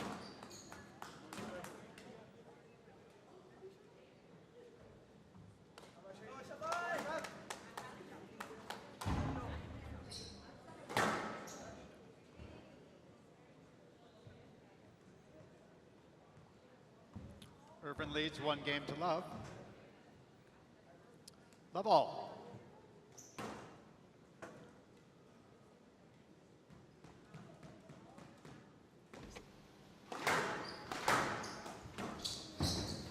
Well, an incredible start for the Pakistani wildcard here. Ashab, oh my word, that is absolutely slam dunked. Wow. An absolute roller there. Look at that bicep. Wowzers. Sorry, just had to mention that.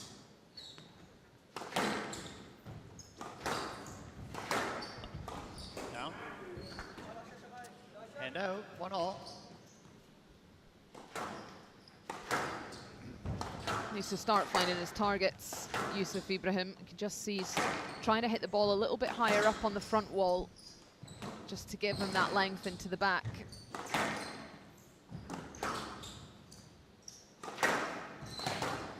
Yeah, I mean, he'll be doing everything in his knowledge and his power, his experience here to try to get himself back into this match. I mean, that'll do.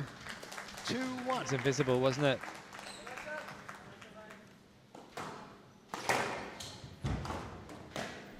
So was that. Yeah. That was better, I think, than the first one. 3-1. Yeah, he just he's so unorthodox but so effective. Just you wait till you see my racquetball, Parky. I can't wait.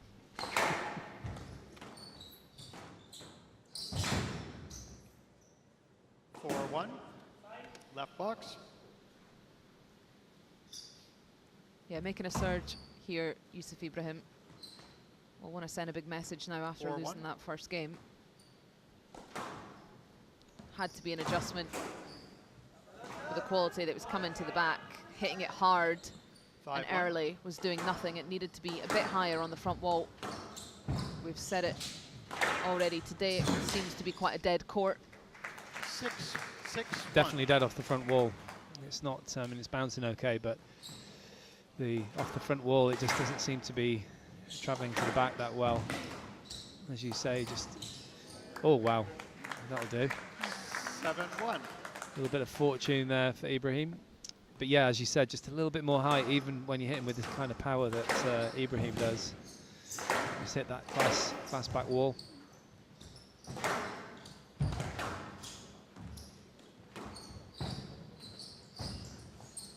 Nice touch and applauded by Ibrahim. And out, 2-7.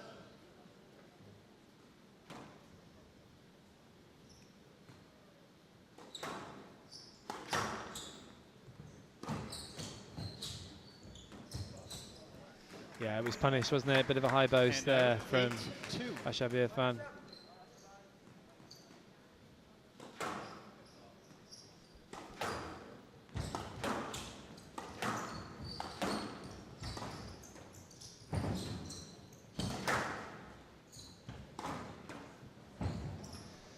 Still plenty of urgency from the young wildcard, but that is quite phenomenal.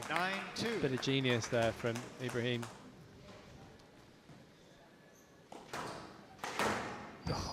Again. Poor serve though, Lisa, wasn't it? Yeah, it wasn't the best serve. 3-9. It was also the type of return of serve that you would go for when you've won an absolutely massive first game, tie break, got the crowd going, and then you're getting absolutely chopped in the second game. It really knocks it right out of you. That's clever angle. Yeah. Game to Ibrahim. 1 game all. Very good awareness there from Yusuf Ibrahim, and exactly the right response that he was looking for.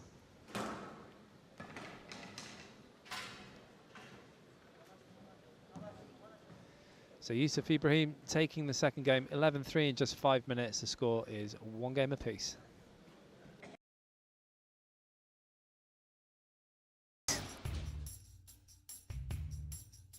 Squash is played across all the continents in the world.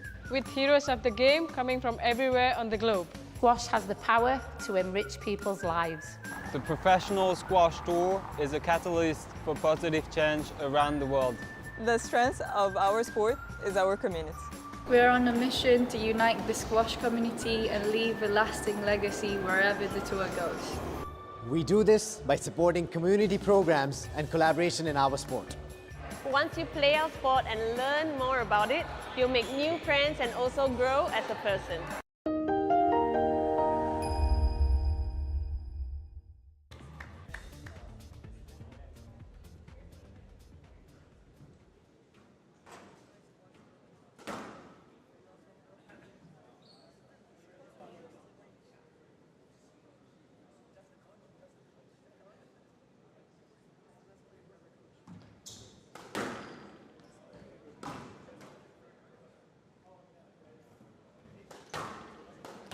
Play will resume in 30 seconds.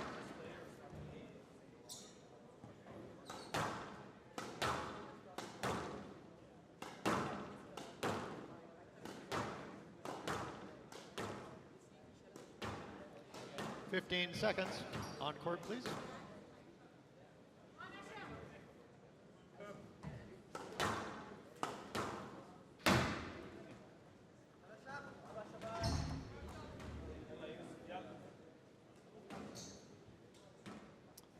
One game all. Ibrahim to serve. Love all.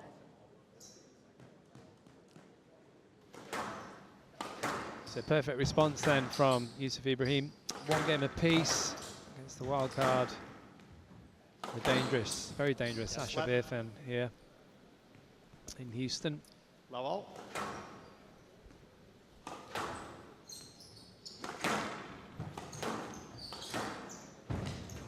Type of match though, you can imagine Yusuf Ibrahim looking through the drop, his expectations of himself this tournament, having almost, you could say, the luxury of getting the wild card at early rounds.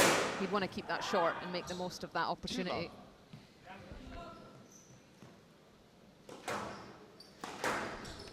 Yeah, 100%. I'm not sure how aware he was of this young player. Probably a little bit more aware than we were, but certainly had to be on his toes.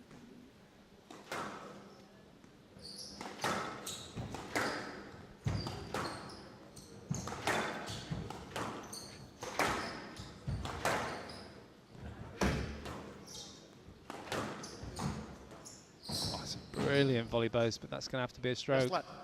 1-2.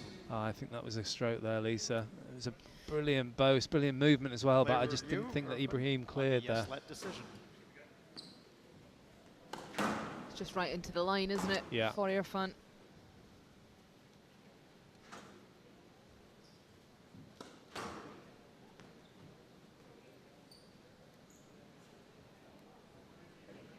Yeah, I'm going with stroke all day long here.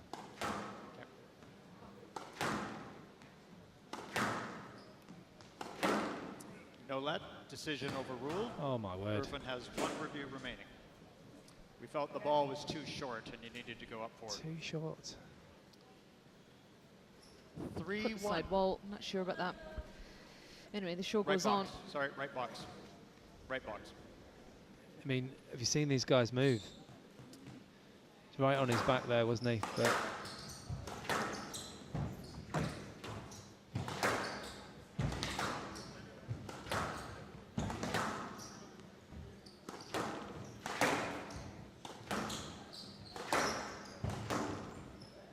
Stroke to Irfan. Hand out, 2-3. no doubt about that one.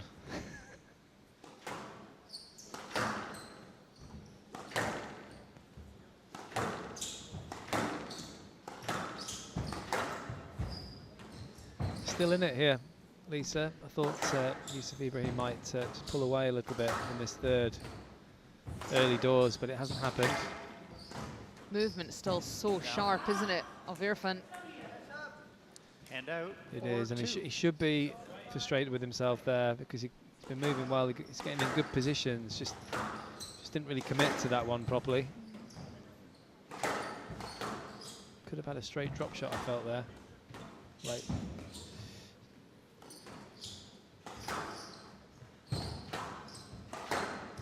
Oh, that's a great shot. That's a lovely Great cross shot. court. Great angle. 3-4. He really took care of that, didn't he? He will enjoy watching this 3-4. back. A lot of encouraging signs for his future.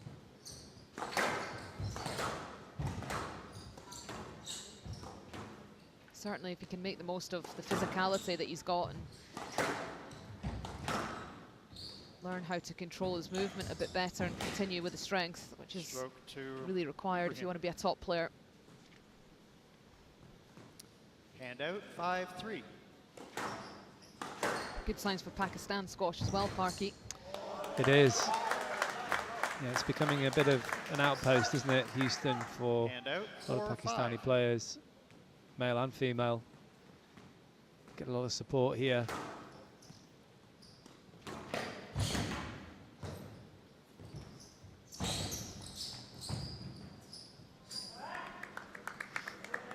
Hand out, 6-4.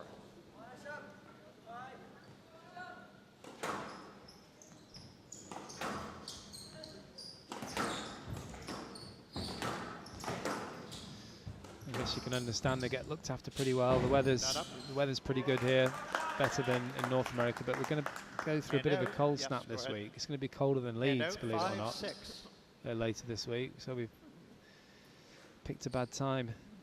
We did, but the annoying thing was I packed when it was sunny still, so I've not got much. Got not many clothes. I don't, which is a shame for everyone. Let's see if we can find you some sort of sweater.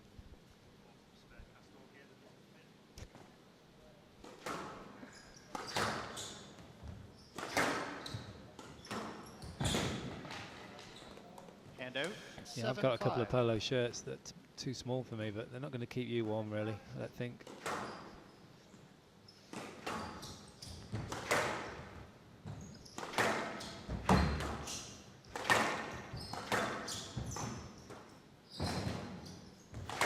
Oh, I mean, he's playing him at his own game here, isn't he? Ashab Irfan. Some of the pacey stuff going on here. It's phenomenal. He's got it. Oh, wow. He's going to get that. Nice hold. Wowzers. Brilliant rally. He was like a jack in a box, wasn't he, there? Hand out, 6-7. Ashab Irfan. I love the belief. Yeah. The way he's constructing these rallies now, he really believes that he can beat Yusuf Ibrahim.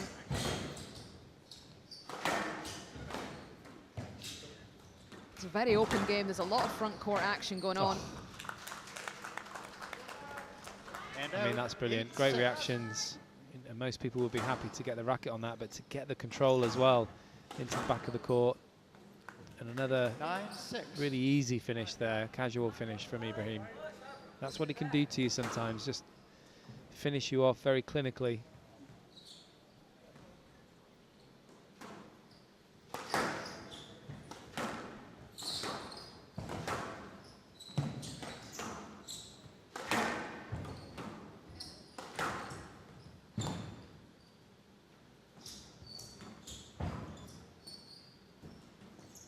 Oh, oops.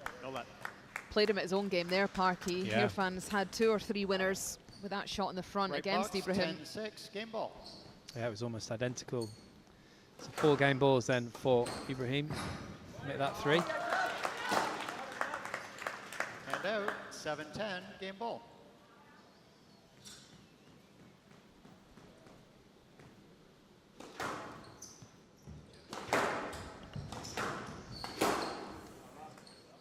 (8-10) game ball. No, you just use the towels. Carry on. Continue.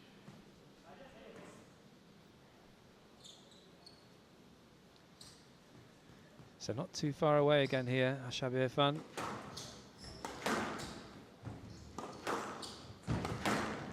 As you said, he's still got that belief, it seems. Down. Oh, he's just missed it. 11-8. Shot selection-wise, probably Ibrahim. wasn't the Ibrahim wrong leads shot. 2-1. Just clipping the top of the tin, unfortunately.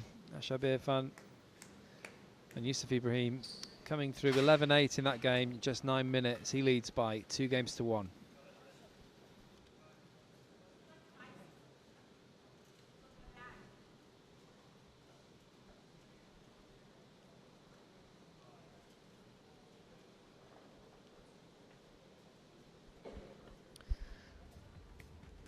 So Yusuf Ibrahim started off this 3rd game as he finished the 2nd in control, and then spark of belief really from the youngster. Kept coming at him, attacking. His movement hasn't stopped. His physicality is still in really good condition, and he's starting to bring in a lot of options in the front of the court. He's holding, he's cross-fading, he's really bringing everything, including the kitchen sink here, to Yusuf Ibrahim. Play will resume in 60 seconds.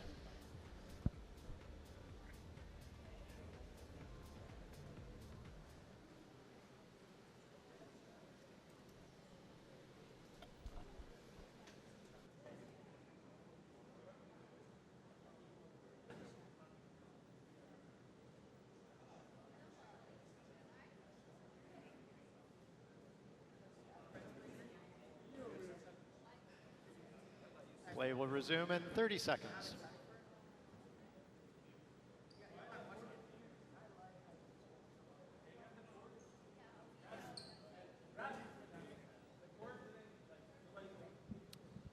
Sorry? Court service. Can we have court service, please?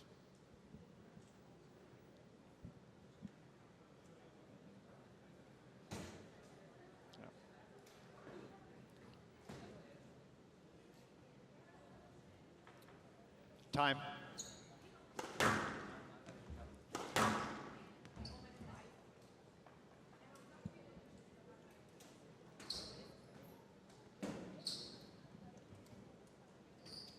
Thank you. Ibrahim leads 2-1. Ibrahim to serve. Well, Lisa, this is going to be a Carry real on. test. We Not need sure to start. what We need to start. the problem is for... Oh, yeah, just forgot his towel. It's going to be a real test of the minerals of the youngster. It's 2-1 down, playing very, very well. Can he sustain a strong challenge in this 4th game? That's what we want to see. I mean, even if he doesn't win, if he can do that, it'll be impressive. One could also see a bit of a rise as well from Ibrahim, though. He'll want to, as I said, try and make the most of this opportunity to get off court as quickly as he can. He's obviously not done that as much as he would like to have done, so trying to just be really disciplined, really smart with the shot selection in this 4th game. Yeah, he's pushing his foot on the gas now, isn't he, Ibrahim? 3-love already in this 4th game. I don't think the duration's been too bad here. In fact, it could turn out to be quite useful in terms of a good run out on this court.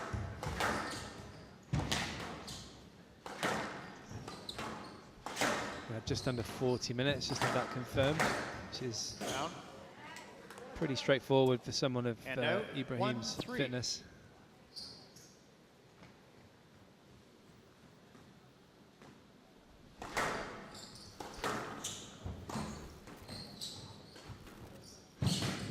Not up. Hand out 4-1.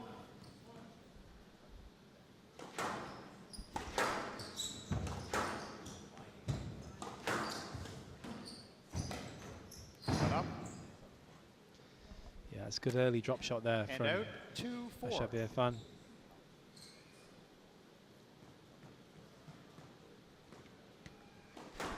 I hope he stays very resilient here in this fourth game.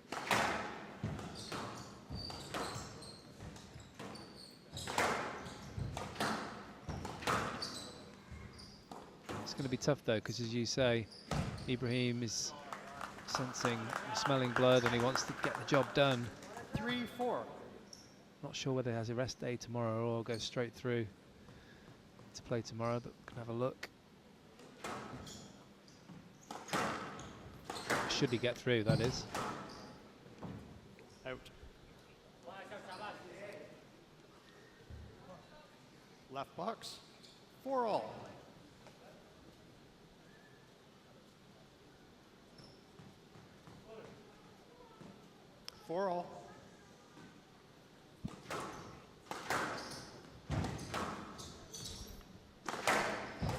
Oh, that is a lovely finish. Slam 5-4. dunked right into the nick. Strong position in the midcourt. It's impressive. Well, I think if he did get through, he'd be playing Ali Farag. #1 seed here, of course. It's always a tough draw, that, isn't it? But that would be tomorrow, so there'd be no rest day. Down.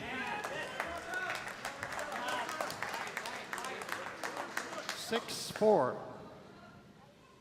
But I don't want to sound like I'm writing off Ashab Irfan. It sounds like I am. I should say the winner will be meeting Ali Farag tomorrow.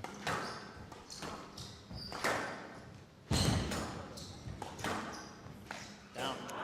It's just composure, isn't it? Yeah. Hand out 5-6. And that's the kind of shot that you can't afford to miss, really. Could be quite costly.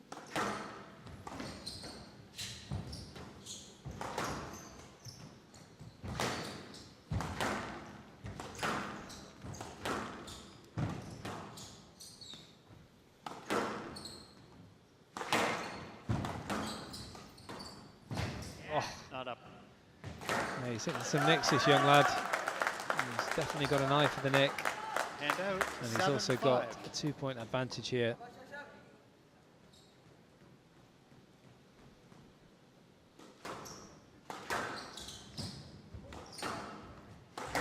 Quite unusual, of course, that you'd get somebody that was just in the final of a silver event a couple of days ago. 7-5, left box. Ibrahim playing in this sort of prelim round. Rankings just dropped a touch. And that will come back with the points that he gets for Pittsburgh, of course. Been looking for a good run here, but things are quite difficult for him at the moment.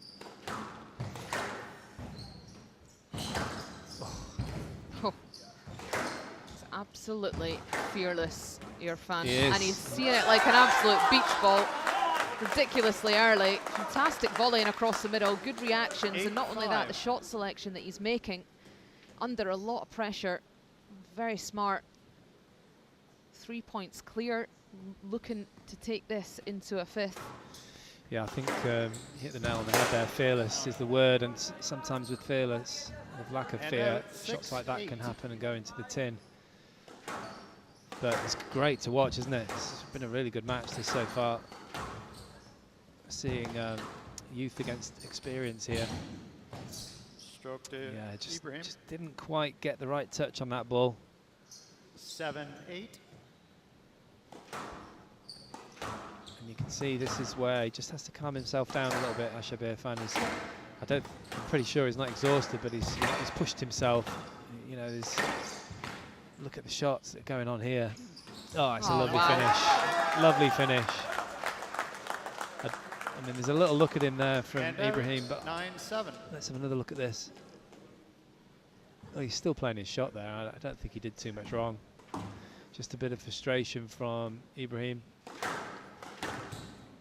It's the simple shots from Ibrahim that are getting him the most joy. 8-9. Irfan, as you said, he's raised his game to almost play Ibrahim at his own game, and it's not worked in the favour of the Egyptian. Opening up the court with a guy with speed like this and stamina, with the basic shots, the nice length quality, pin him behind, and look to cut off from there. It's just opening up a little bit too early.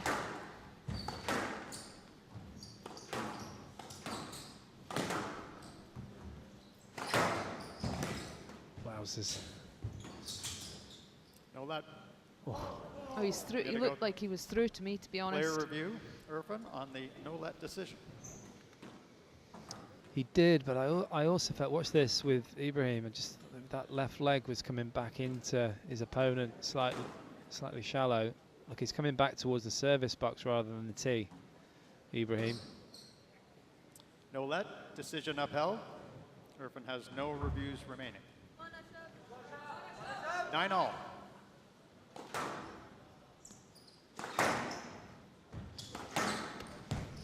Yes, let. 9-all.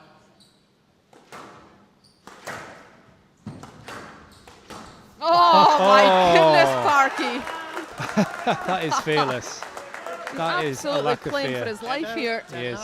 Game ball. I mean, on the backhand side as well, that's so hard to do with that sort of velocity and power, and to get it so accurate. So a game ball here to take this into a decider for the young Pakistani wildcard.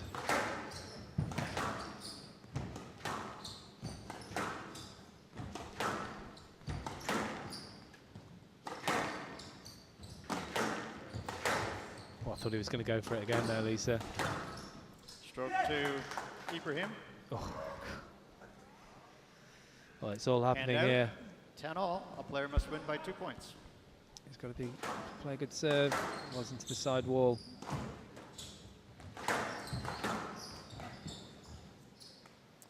Video referee decision. First video referee decision of the match. Well, I think this is at least a let ball before we hear that the video referee's decision. There's definitely a fair bit of contact there, and well, he's certainly got the speed, hasn't he? Yes, let. 10-all. Right box.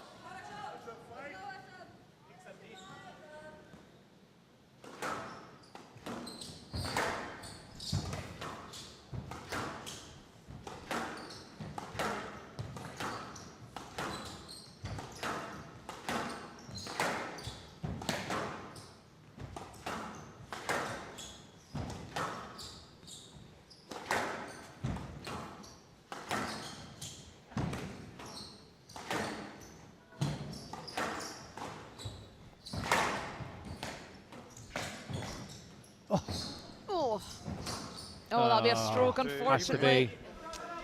Has to be. Tried to outfox him a little bit down that wall, but Ibrahim was all over it, and he's got a match ball here in this tie break. Just the one. Down. Oh, he's missed it. Only took one. 12-10. The racket goes flying from the young Pakistani wildcard. A brilliant performance from Ashab Irfan. 12-14. I think he's a name that we're going to be seeing quite a bit in the future. Yusuf Ibrahim will be mightily relieved here. So after this, we're just going to hand over to Bill Buckingham and have a few words with the victor, Yusuf Ibrahim.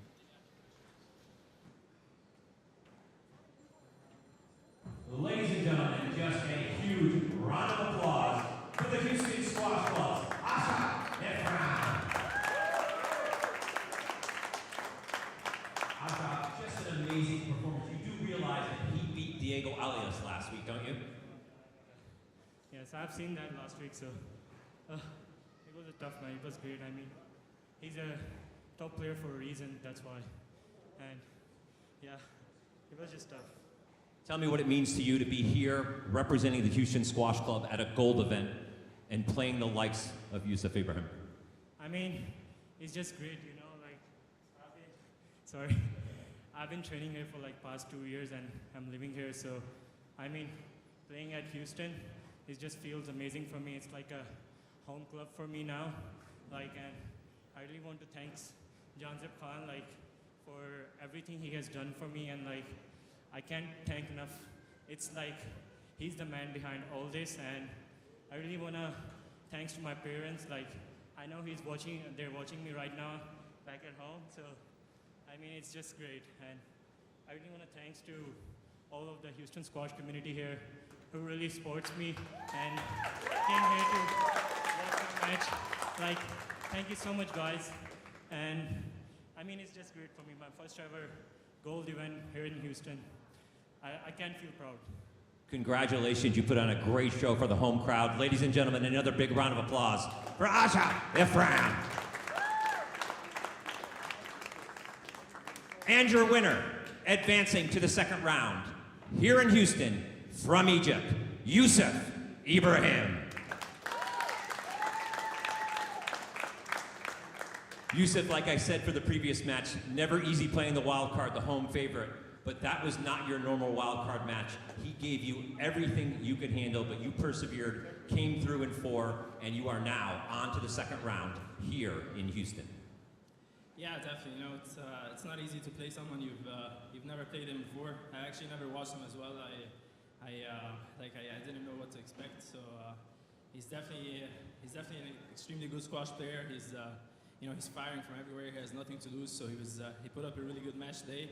I think I didn't manage. I didn't play a very disciplined, structured squash today. I think it was all over the place, and it played into his game. So all credit to him. But I'm happy I dealt with it in any way I could today, and hopefully tomorrow's a new day and I can perform a little bit better. You're playing Yusuf Ibrahim squash from the 2022 through 2023 season. Just last week in Pittsburgh, you took down Victor Crouan. You took down the world champion Diego Elias, and you gave Joel Macon everything he could handle in the final. You must just be thrilled at the shape your game is in right now. Yeah, I'm obviously very, very happy to play at this level again. I think I haven't played, I haven't been top 5, back to back for quite some time, and it took a long time for me to get where I am. So I'm really happy with the way I'm performing. Tomorrow I'm playing Ali Farag, probably the best player in the world, for the last 7 years. So I'm really looking forward to it. I think my body feels really good these couple of months, so I'm not going to take it for granted, and I'm just going to enjoy it tomorrow. Congratulations, a great show for our fans here. Ladies and gentlemen, a big round of applause. On to the second round here in Houston, from Egypt, Yusuf Ibrahim.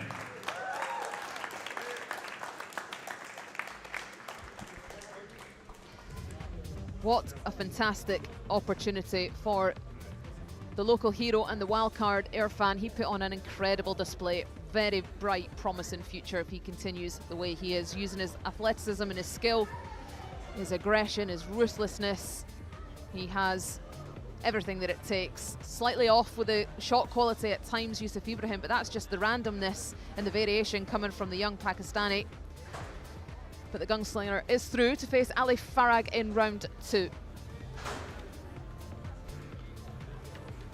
Well, what a performance from Mohammad Ashab Irfan, but it's Yusuf Ibrahim that comes through in 4, 12-14, 11-3, 11-8, 12-10 in 48 minutes.